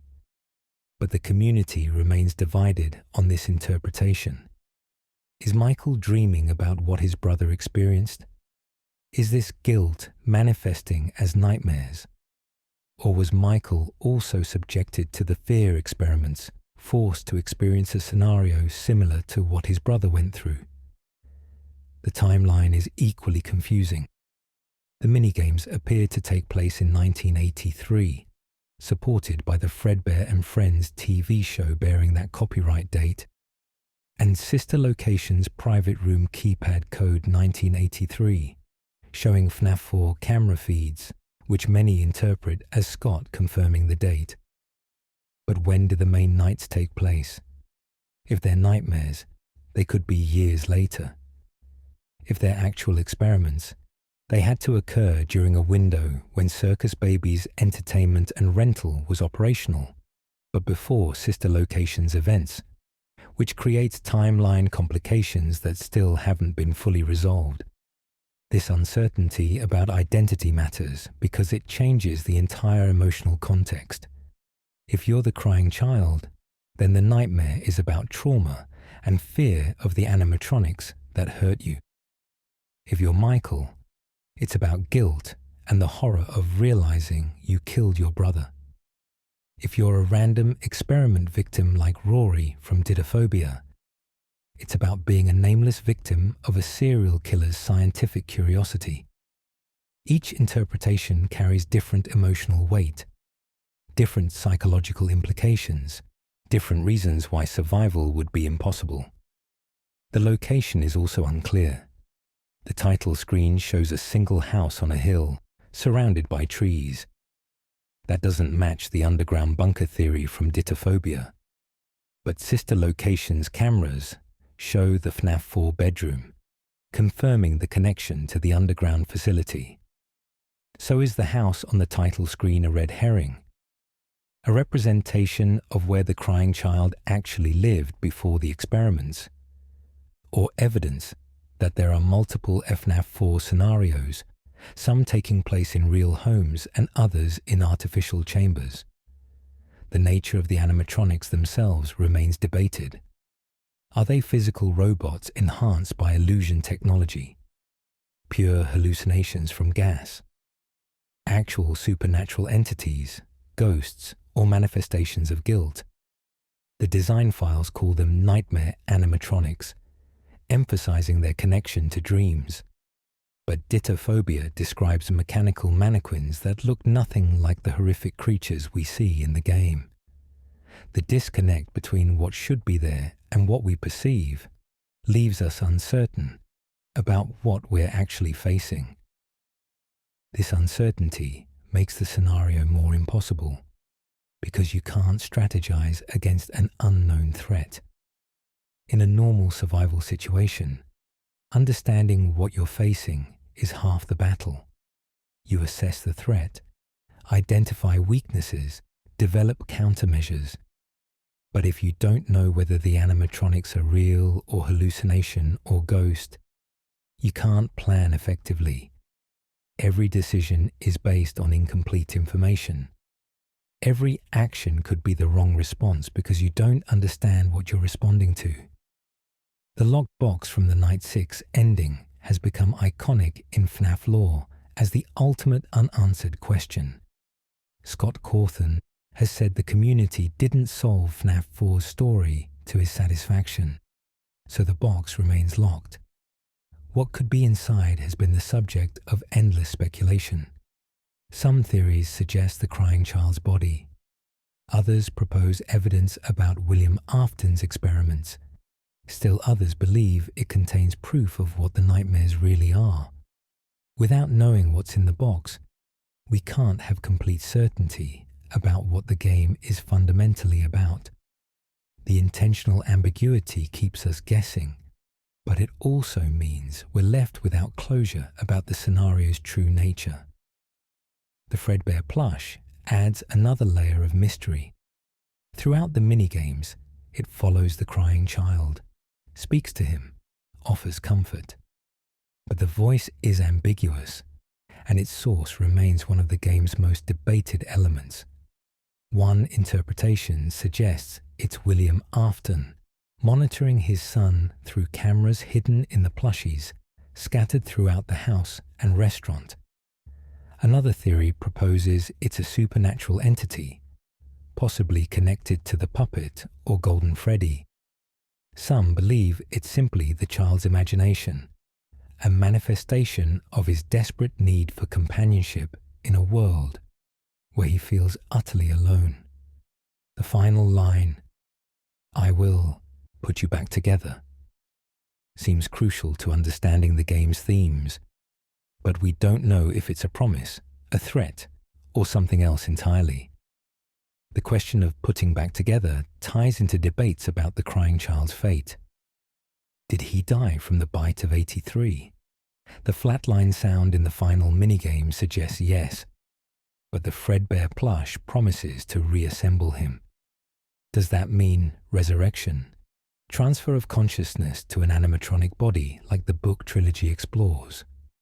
Or is it spiritual, about the happiest day minigame where a birthday party finally allows his soul to rest? Without knowing what form the putting back together takes, we can't know what state the protagonist of the main nights exists in.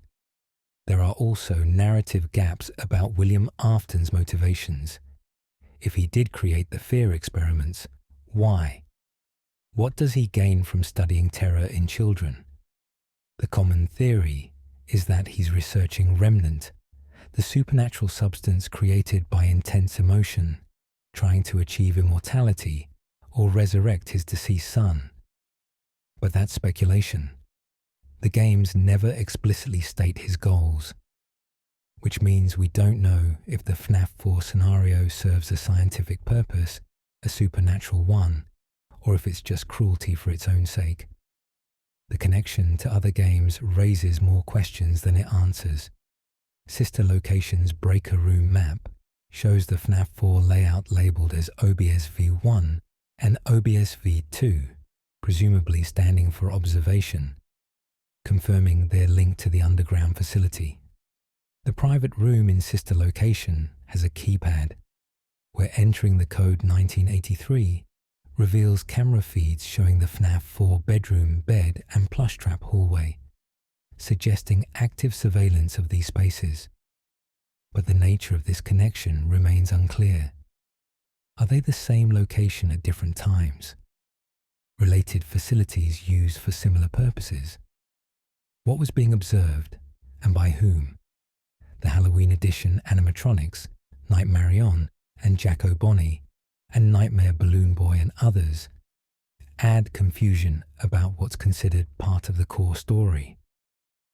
Scott has been intentionally vague about which elements of the Halloween edition should be integrated into our understanding of the main scenario, leaving us uncertain about how much of what we see in the update reflects the true FNAF 4 experience versus alternate scenarios or artistic additions.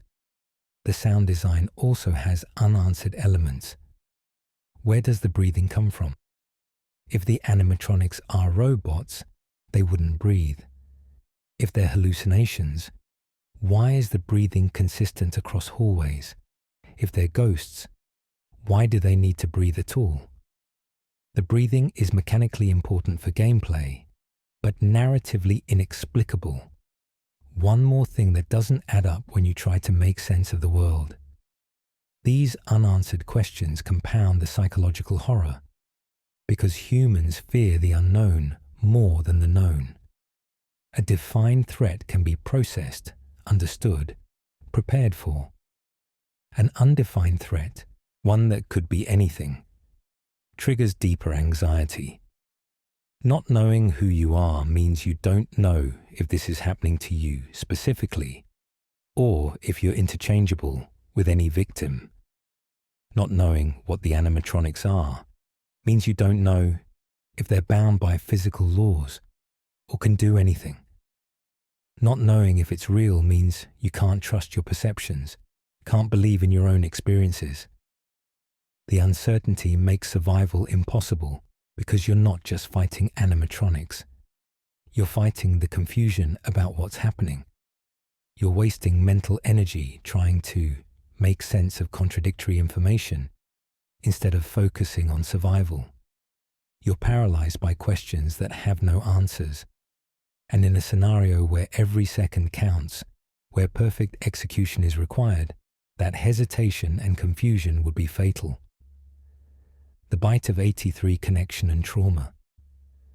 The Bite of 83 casts a long shadow over everything in FNAF 4. Understanding the incident and its psychological aftermath is crucial to understanding why the bedroom scenario is so specifically, personally unsurvivable. Because this isn't generic horror. It's trauma made manifest. It's fear given teeth. It's the worst moment of someone's life replaying in infinite loop until it destroys them. The incident itself is shown in the Night 5 minigame. The crying child, already terrified of the animatronics from days of torment by his brother and his brother's friends, is picked up and carried to the Fredbear stage. Michael and the others wear masks of Freddy, Bonnie, Chica, and Foxy. They're laughing, taunting, having what they think is harmless fun. They shove the crying child's head into Fredbear's mouth. What happens next in the minigame shows the child's head being crushed, with the widely accepted interpretation being that the spring lock mechanisms, known to be sensitive to moisture, were triggered by the child's tears, causing the animatronic jaw to clamp down with hydraulic force. The child's skull is crushed instantly. The trauma isn't just about physical injury, though that's severe enough. It's about betrayal. Your older brother, who should protect you, is the one who killed you. Your fear of the animatronics, something the adults dismissed as childish imagination, was vindicated in the worst possible way. The restaurant, a place that should be fun and safe, became the site of your death. Everyone you trusted failed you simultaneously. If the main nights of FNAF 4 are connected to this trauma, whether as dying dreams, post-death purgatory, or guilt-induced nightmares, then the bedroom isn't random. It's the child's last refuge, the place he ran to when he was scared, the place the Fredbear plush promised he'd be safe. And now that place has been invaded by the very things he feared. The sanctuary is violated. There's nowhere left to hide. The trauma has followed him home and corrupted even that final safe space. The specific choice of animatronics in the nightmare is revealing. Nightmare Freddy, Bonnie, Chica, and Foxy. The same characters whose masks Michael and his friends wore during the bullying. The nightmare versions amplify those characters into ultimate predatory forms. If this is the crying child's experience, he's facing not just the animatronics that killed him, but representations of his brother and the bullies. Every encounter is a reminder of the betrayal. Every jump scare is Michael's cruelty made literal. Nightmare Fredbear appearing on Night 5 is particularly significant. Fredbear is the one who bit down, the golden bear whose jaw destroyed the child's skull. Having him show up as the ultimate challenge, the boss encounter, makes sense if this is trauma-based horror. The final night forces you to confront the specific thing that killed you, over and over. There's no escaping it, no moving past it, just an endless loop of facing your death again and again. For Michael, if he's the one experiencing the nightmares, the psychological weight is different but equally crushing. He killed his brother. That's not something you recover from. The guilt would be omnipresent, inescapable, defining every aspect of his existence. And if his guilt manifests as nightmares, they would naturally take the form of the animatronics he saw hurt his brother, now hunting him with the same relentless determination he showed in tormenting the crying child. The bedroom location, in Michael's case, might represent childhood innocence lost. He lived in that house, slept in that room, or one like it. But after the bite, nothing could ever be the same. The nightmares taking place in a child's bedroom suggests regression, being forced back to confront what he did when he was young and stupid, and didn't understand the consequences of his actions. The child's perspective makes the guilt worse because it emphasizes vulnerability and the fact that he preyed on someone smaller and weaker. The survival logbook, where Michael draws nightmare Fredbear, suggests the nightmares persist into his adult life. That means decades of dreaming about this scenario, decades of reliving the worst thing he ever did, decades of facing the monsters he helped create. That's not something a human psyche can sustain. The unsurvivability of the FNAF 4 scenario, in Michael's case, comes from the fact that he's already broken, already destroyed by guilt. The nightmares aren't trying to break him. They're expressing the fact that he's been broken since 1983. The theme of putting back together takes on dark meaning in the trauma context. You can't put together what the bite destroyed. The crying child's skull was shattered. His brain was damaged. Even if he survived physically, which he didn't, the person he was before couldn't be restored. And Michael can't be put back together either, because guilt isn't fixable. The trauma is permanent. The damage is irreversible. The promise of reassembly is empty, because some things once broken stay broken. The Fredbear plush's role becomes more disturbing when viewed through a trauma lens. If it's William monitoring his dying son, that's a father watching his child suffer and offering only cryptic promises instead of help. If it's a manifestation of the child's desperate need for comfort, it's heartbreaking because it means even imaginary friends couldn't provide real safety. Either way, the plush represents false security, the lie that someone is looking out for you when in reality you're utterly alone. Childhood trauma of this magnitude would fundamentally alter brain development. The crying child's brain, if he survived in any form, would have been shaped by terror and betrayal. Normal development of trust, safety, social bonds, all of that would be impossible. The brain structures that govern fear response would be permanently hyperactive. The prefrontal cortex that should develop rational thinking would be stunted. He'd exist in a perpetual state of expecting harm, because harm is what he learned the world delivers. For someone experiencing the FNAF 4 scenario as a manifestation of their trauma, survival is impossible not because of any external threat, but because trauma isn't survivable in the traditional sense.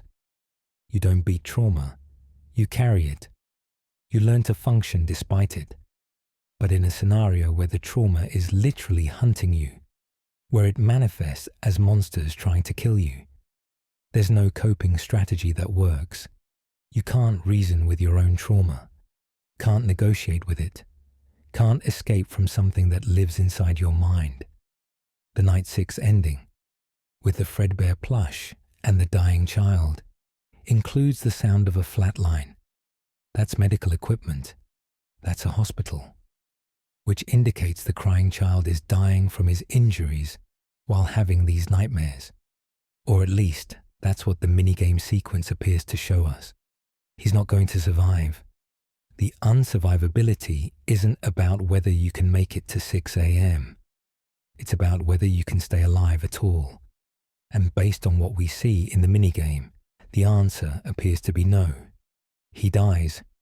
Whatever form the putting back together takes, it happens after death, after unsurvivability. There's also the question of whether the nightmares themselves are a form of punishment or torture. If Michael is having them, they could be his conscience punishing him. But if the crying child is having them while dying, they represent something even crueler. the last moments of a child's life filled with terror. No peace, no comfort, just fear until the end. That's a horror that goes beyond physical threat into existential cruelty. The connection between trauma and the gas chamber experiments is particularly disturbing. If William Afton used his son's trauma as inspiration for his FAIR experiments, if he recreated the bite scenario as a laboratory setting to study other victims, that's a level of paternal failure that's almost incomprehensible. He didn't just fail to protect his sons, he weaponized their worst experiences, turned their suffering into a template for inflicting suffering on others. The unsurvivability of FNAF 4 in the trauma interpretation comes from the fact that the scenario is specifically designed to be psychologically destroying. It targets the exact fears that broke someone's mind.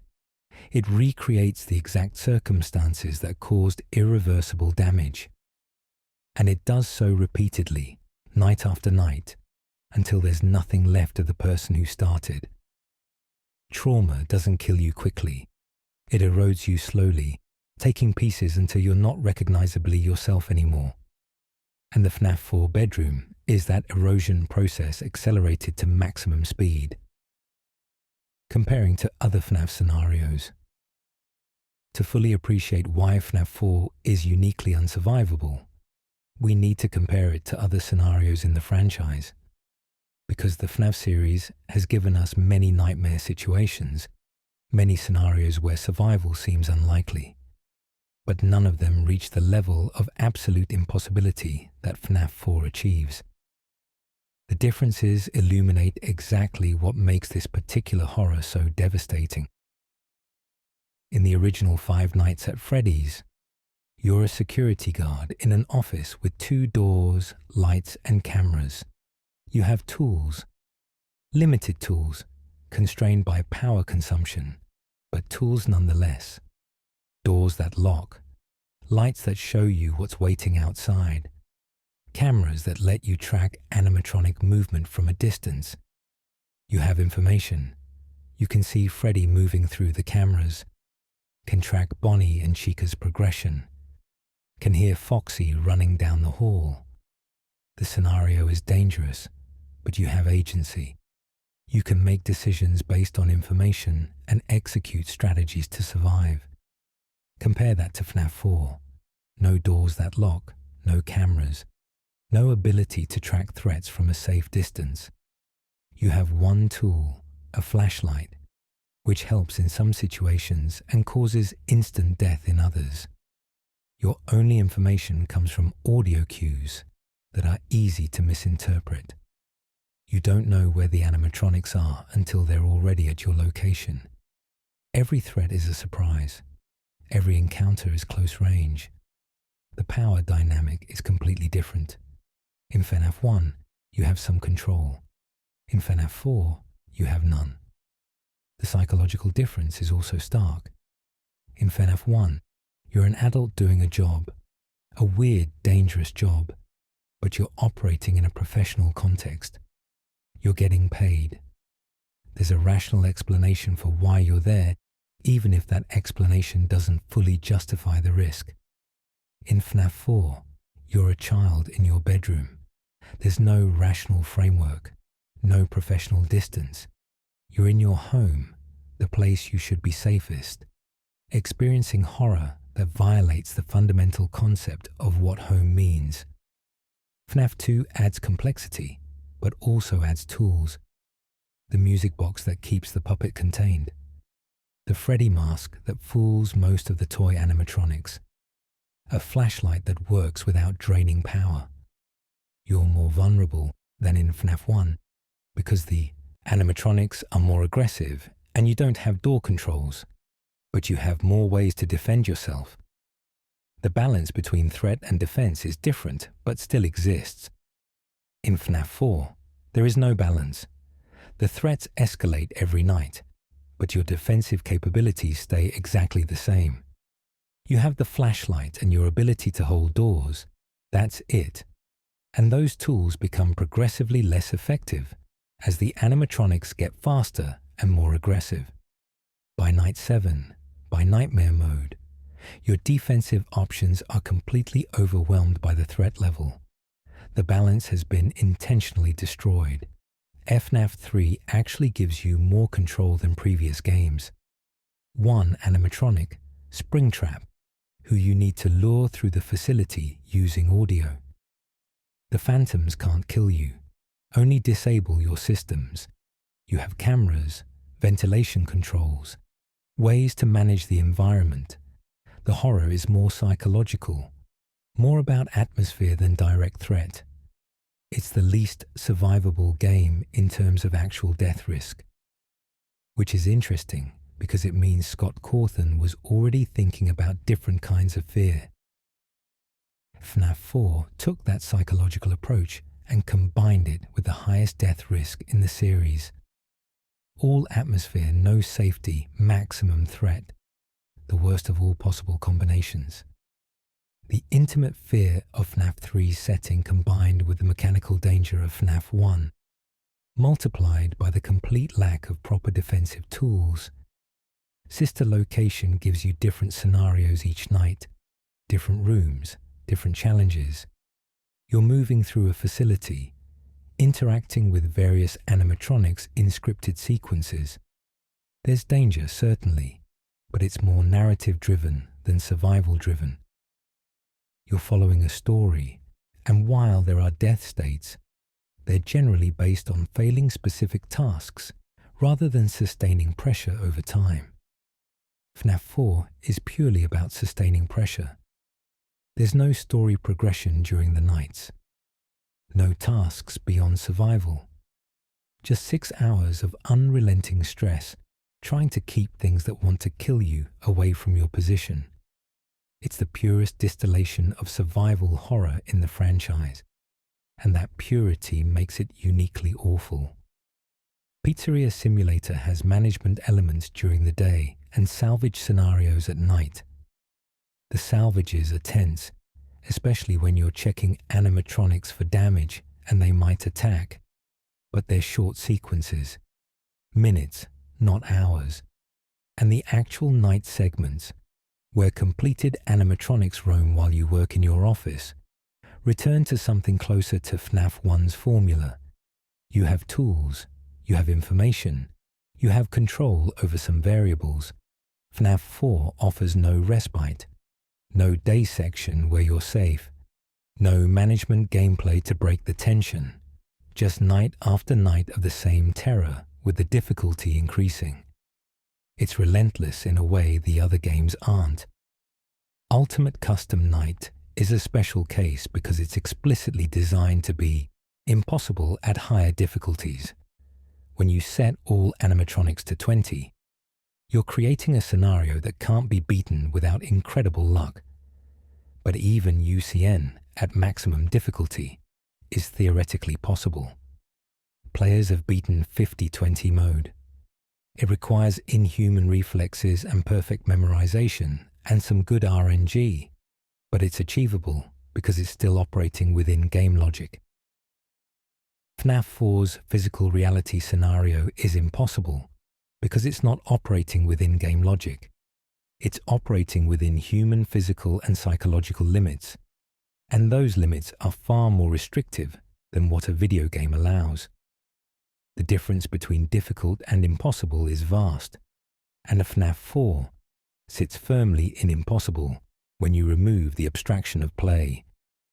Help Wanted adds VR immersion, which is fascinating for horror. Being inside the pizzeria in virtual reality, turning your actual head to check cameras, reaching out to physically close doors, creates presence that flat-screen gaming can't match. Some players found VR FNAF more terrifying than the originals, precisely because of that immersion. But Help Wanted is still filtered through technology. You know you're in VR. Can remove the headset if it gets too intense. The physical separation still exists. FNAF 4's scenario offers no separation. You can't take off the headset because there is no headset. You're not representing a character in a game. You are that character, with all the limitations and vulnerabilities that entails. Security Breach moves the franchise toward open exploration. You're in a massive mall, and while there are threats, you have mobility, can run away from danger, can hide in various locations, can use environmental distractions. The gameplay loop is more about evasion than static defense. It's scary in different ways, but the scenario is more survivable because you're not trapped in a tiny space with no escape routes. FNAF 4's bedroom is the opposite of open exploration. You're trapped in maybe 150 square feet, 4 points to defend, no escape routes, no hiding spots, no way to run from danger. The claustrophobia is intentional and total, and that claustrophobia, that trapped feeling, is one of the primary reasons the scenario is unsurvivable. Humans cope with danger better when they believe they have options. FNAF 4 removes all options. What becomes clear when comparing across the franchise is that FNAF 4 was designed to be the culmination of everything that makes FNAF scary. It takes the limited resources from FNAF 1, the aggressive animatronics from FNAF 2, the psychological horror from FNAF 3, and distills them into the purest, most concentrated form. No extraneous elements, no gameplay variety to provide relief, just fear, refined and perfected, until it reaches a level of intensity that crosses from difficult game into unsurvivable nightmare. The psychological breakdown timeline. Let's walk through what would actually happen if you were placed in the FNAF 4 scenario. Not the idealized version where you execute perfect strategy, but the realistic version where you're a human being with human limitations facing inhuman horror. The breakdown would happen fast. Here's how. Hour 1, 12 a.m. to 1 a.m. The lights go out. You're alone in the dark. Your first reaction is confusion. This doesn't make sense. Why did the lights go out? Why can't you leave the room? Then you hear something. Movement in the hallway. Your confusion transforms into fear. Your heart rate spikes from 70 beats per minute to 140 in seconds. Adrenaline floods your system. Your muscles tense. Your breathing becomes rapid and shallow. You fumble for the flashlight, which you may or may not find immediately depending on where it's been placed. Let's assume you find it quickly. You run to one of the doors, maybe the left, and shine the light down the hallway. The beam illuminates a corridor stretching into darkness. You see nothing, but you hear something. A sound that could be breathing, could be the house settling, could be your imagination. You don't know. You panic and close the door, pressing against it with your small body weight. Within 5 minutes, you're already making mistakes. You held the door when you shouldn't have, wasting time. Or you flashed the light when an animatronic was there, triggering an attack. Or you checked the hallway, but forgot about the bed, and freckles have accumulated. You're trying to remember the sequence. Left door, check. Right door, check. Closet, check. Bed, check. But your terrified brain is misfiring. You check left door twice in a row. Forget the closet. Turn around too slowly. By 15 minutes, you've probably already died. Maybe Nightmare Bonnie got through because you didn't hear the breathing over your own heartbeat. Maybe Nightmare Foxy got into the closet because you went to the wrong door when you heard him running. Maybe Nightmare Freddy manifested on the bed because you were too focused on the hallways. However it happens, you're dead before you've adapted to the dark, before you've established any kind of rhythm, before you've understood the rules. But let's say, miraculously, you survived the first few attempts. Let's say after 5 or 6 deaths, which in reality would be 5 or 6 complete psychological breakdowns, you start to understand the pattern. You know to listen at doors. You know to check the bed frequently. You know what Foxy's running sounds like. You make it to 15 minutes alive. Now the exhaustion starts. 15 minutes of maximum alertness, continuous movement, constant fear has depleted your immediate energy reserves. Your legs are burning from running between doors. Your hands are cramping from gripping the flashlight. Your neck hurts from constantly turning to check different locations. You're starting to sweat despite the cool air. Your shirt is sticking to your back. The physical discomfort adds to the mental strain. By 30 minutes, if you're still alive, you're operating on pure adrenaline. The initial spike has worn off, but your body keeps producing more because the threat doesn't end.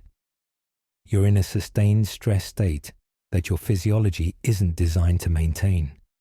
You start experiencing tunnel vision, where your peripheral awareness narrows. This is your body trying to focus on the immediate threat, but it's counterproductive because you need to monitor multiple locations. Your decision-making is starting to degrade. You make a choice, then immediately second-guess it. Was that breathing? Should I hold the door? Did I check the bed recently enough? The constant uncertainty erodes your confidence. You become hesitant, which slows your reactions, which makes you more vulnerable.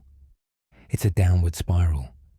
At 45 minutes, you're dealing with the first signs of mental exhaustion. Your working memory is overloaded. You can't remember if you just checked the right door, or if that was 2 cycles ago. You lose track of how many Freddles you saw on the bed. You forget which door Foxy's running stopped at.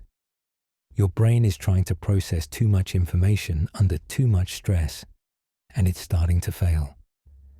Hour 2, 1 a.m. to 2 a.m.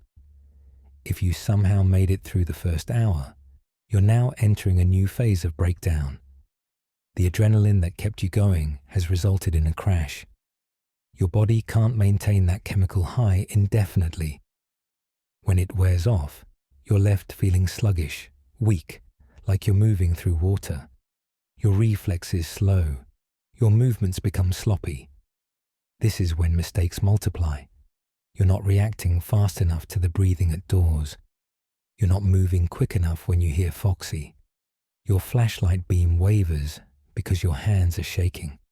You're starting to make serious errors because your body and the mind are both rebelling against the stress they're being forced to endure. The psychological toll is worse than the physical. You've been afraid for over an hour, continuously, without break. That's not sustainable. Fear is exhausting. Your emotional resources are finite, and you've been burning through them at maximum rate. You start feeling numb, dissociated, like you're watching yourself from outside your body. This is your mind trying to protect itself by creating distance from the trauma. But dissociation makes survival harder because you're not fully present to react to threats. By the 90-minute mark, you're experiencing intrusive thoughts, images of the animatronics, even when you're not looking at them. Phantom sounds that make you jump at nothing.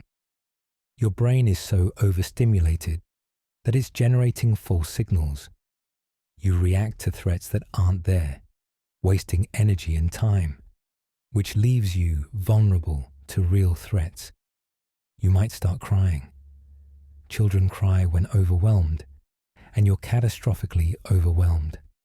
The tears blur your vision, make it harder to see in the dark. The sobbing makes it harder to hear the audio cues you desperately need. You try to stop crying, to get yourself under control, but you can't. The tears are involuntary, your body's response to unbearable stress.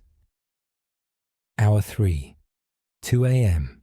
to 3 a.m., the halfway point. If you've survived this long, which is almost impossible, you're now in a state that could be best described as a waking nightmare. You're not thinking clearly.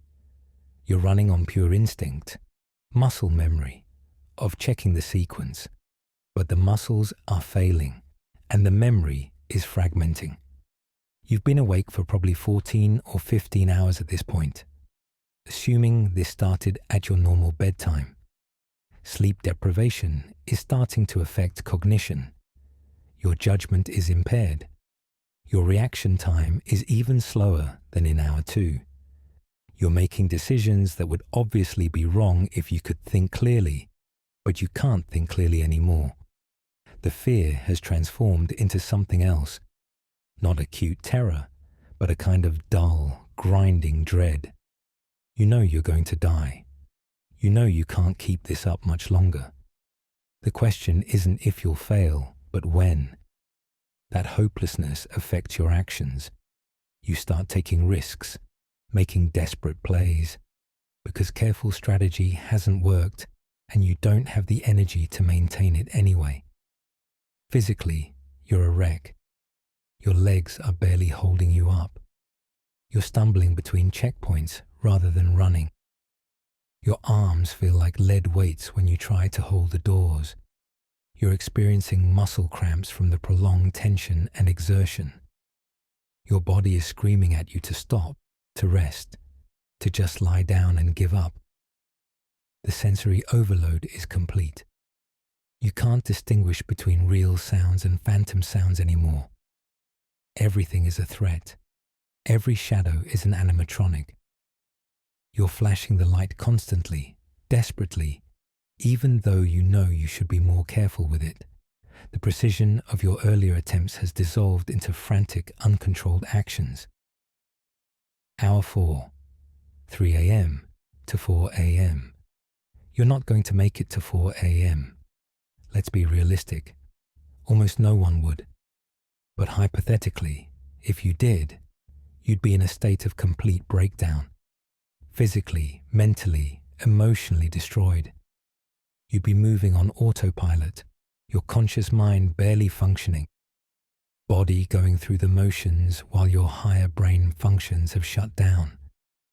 At this point, you might be hallucinating even without hallucinogenic gas. Severe sleep deprivation, extreme stress, and sensory deprivation can all cause hallucinations. You'd see things that aren't there, hear voices, experience confusion about where you are and what's happening. The line between the real animatronics and your stress-induced hallucinations would blur completely. You'd likely soil yourself. That's not crude. That's physiological reality. When the body is under extreme stress for extended periods, bladder and bowel control can fail. The embarrassment and discomfort would add another layer to the total breakdown you're experiencing. Your speech, if you were trying to talk, would be slurred and confused. You might be talking to yourself, to the animatronics, to people who aren't there, begging for help, crying for your parents. The cognitive decline would be severe enough that you'd seem drunk or drugged to an outside observer. Hour 5, 4 a.m. to 5 a.m. This hour is theoretical because you're dead. But let's imagine, impossibly, that you've made it this far. You'd be experiencing micro-sleeps, involuntary moments where your brain shuts down for a few seconds to protect itself. During a micro-sleep, you'd be completely unaware, unable to respond to any stimulus. In the FNAF 4 scenario, a micro-sleep means instant death. There's no way you'd make it through this hour without having at least one micro-sleep, and one is all it takes. If the animatronics don't kill you, your own body might. The sustained high heart rate for 5 hours could trigger a cardiac event. The stress hormones flooding your system could cause internal damage. You could pass out from exhaustion, which in this scenario is the same as dying, because the animatronics would kill you while you're unconscious. Hour 6, 5 a.m. to 6 a.m., the final hour. In the game, this is often considered the easiest part because you're so close to winning that you can push through. In reality, this would be the worst hour because you'd know you were close to surviving, but also know you probably won't make it. That combination of hope and despair would be psychologically crushing. Your body would be failing in every way. Dehydration from sweating and crying, muscle failure from prolonged exertion, cognitive failure from sleep deprivation and stress. You'd be a shadow of the person who entered the room 6 hours ago, barely conscious, barely able to move, operating on nothing but the fading dregs of survival instinct. And even if, miraculously, impossibly, you survived until 6 a.m., what then? You'd stumble out of the bedroom broken in ways that would never heal. The psychological damage would be permanent. The physical damage would take months to recover from, and you'd have to do it again the next night, and the next, until finally, inevitably, you failed and died. That's the reality of the FNAF 4 scenario. Not a game you can beat with practice and skill, a gradual, inevitable breakdown that results in death. The timeline shows it clearly. You might survive 15 minutes if you're lucky. Probably not an hour, almost certainly not 2 hours. There's no possible way you'd make it to 6 a.m. unless you were superhuman. And even then, you wouldn't survive the second night. The breakdown is guaranteed. The death is certain. The only variable is how long it takes. Conclusion. The inescapable horror. We've examined every aspect of why you wouldn't last a day in FNAF 4. The physical environment that turns your safe space into a death trap. The nightmare animatronics that exist to break your mind. The impossible mechanics that demand inhuman precision. The child protagonist whose capabilities are insufficient for the task. The temporal horror of night after night. The possibility of hallucinogenic gas making everything worse. The unanswered questions that strip away certainty. The trauma connection that makes it personal and inescapable. The comparison to other scenarios that shows this is uniquely awful. And the hour-by-hour breakdown that demonstrates how quickly and completely you'd fail. But beyond all the specific reasons, there's something more fundamental that makes FNAF 4 unsurvivable. It's designed to be impossible. Whether it's a nightmare, an experiment, a dying child's last moments, or something else entirely, the scenario exists to destroy whoever experiences it. There's no winning condition, no escape, no way out, just the grinding certainty that you will fail, and that failure means death. Scott Cawthon created something unique with FNAF 4. He took a franchise known for jump scares and strategic gameplay and transformed it into pure existential horror. Stripped away the tools and defenses that made previous games survivable. Brought the threat into the most intimate possible space. Made the protagonist the most vulnerable possible person. And created enemies that violate every rule of reality to maximize fear. The game's tagline, "What is it that you think you see?" suggests that perception itself is compromised. You can't trust your senses. Can't trust your understanding of what's happening. Can't trust that anything you experience is real.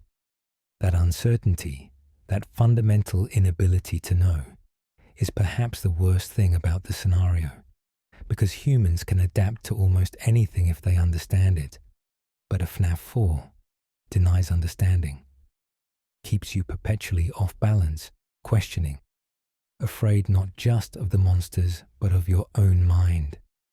The locked box remains unopened, the questions remain unanswered, and maybe that's appropriate. Maybe some horrors are diminished by explanation. Maybe the uncertainty is the point, because in our real lives, we rarely get complete answers. Trauma doesn't come with a manual. Fear doesn't explain itself. We're left to cope with incomplete information, to survive despite not understanding, to carry burdens we never fully unpack. FNAF 4 makes you feel that weight, that burden of unexplained horror, that sense of facing something beyond your capacity to handle.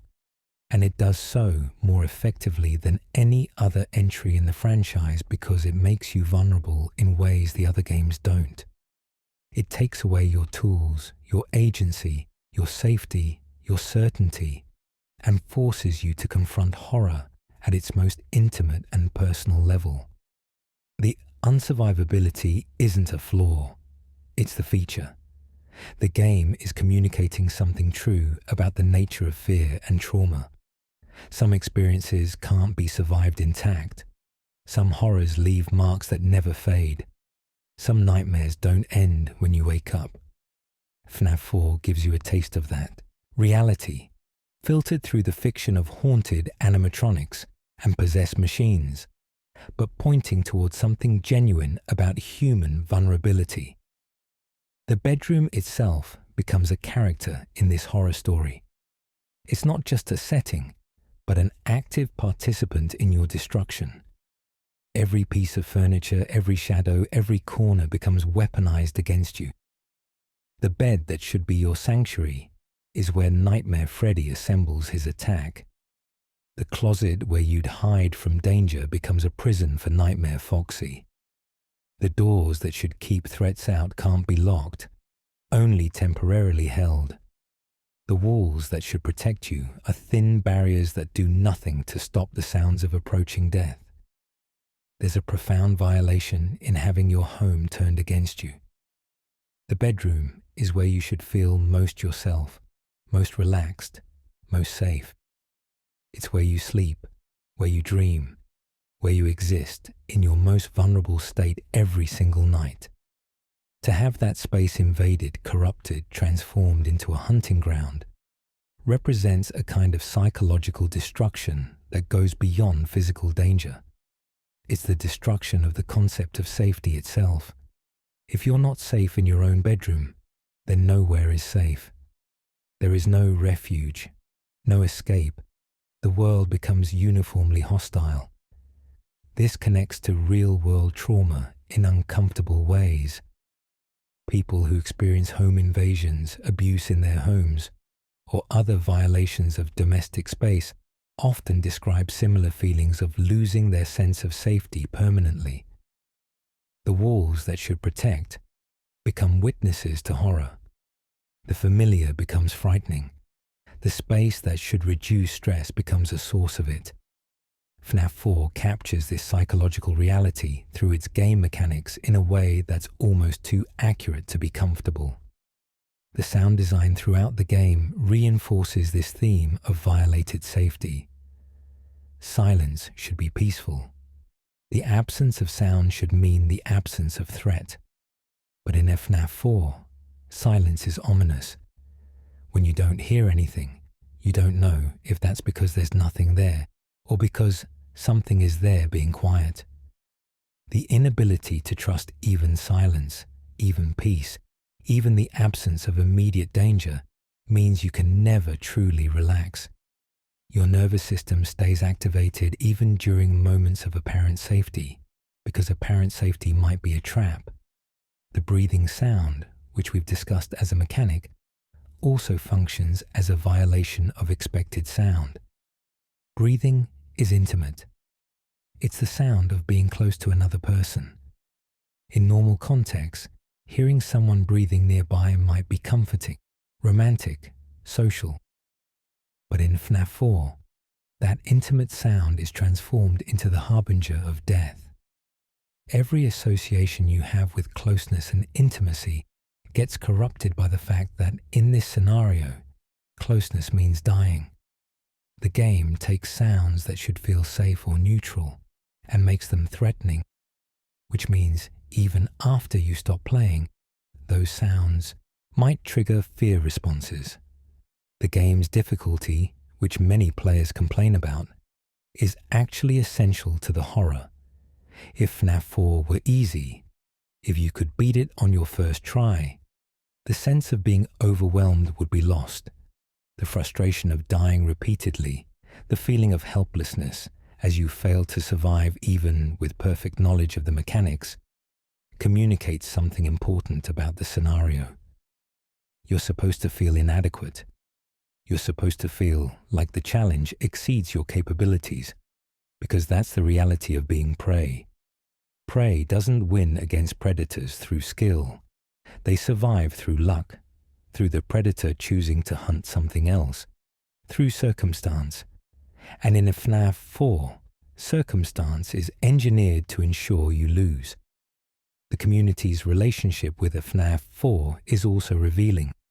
It's simultaneously one of the most beloved and most hated games in the franchise. Players love it for its intensity, its atmosphere, its challenge. Players hate it for its difficulty, its frustration, its unsolved mysteries. That division makes sense because the game is doing something uncomfortable. It's not giving you a power fantasy where you overcome impossible odds. It's giving you a horror fantasy where impossible odds overcome you. And we're culturally conditioned to expect victory, to expect that effort and skill will be rewarded with success. FNAF 4 says no. Sometimes effort isn't enough. Sometimes skill doesn't matter. Sometimes you just lose because the scenario was never designed to be won. The speedrunners and challenge players who have mastered FNAF 4 are impressive, certainly, but their mastery only exists within the abstraction of the game. They've learned patterns, optimized routes, developed muscle memory through hundreds of hours of practice. Remove the abstraction, place them in the actual scenario, and all that mastery evaporates because human bodies and minds don't work like video game controls. The gap between virtual achievement and physical capability is vast, and FNAF 4 forces you to consider that gap every time you watch someone play. Yes, they're surviving the night, but would they survive if it were real? No, nobody would, and that's the point. The franchise has moved on from FNAF 4's style of horror. Newer entries focus more on exploration, story, and different types of fear. But FNAF 4 remains the purest distillation of what made the franchise terrifying in the first place. The feeling of being hunted, of having limited resources to defend yourself, of being in a space that should be safe but isn't, of facing threats that are both familiar and horribly wrong. Every subsequent game has diluted that formula in various ways, added complexity or mobility or narrative beats that provide relief from the raw terror. FNAF 4 never provides relief. From midnight to 6 a.m., it's unrelenting.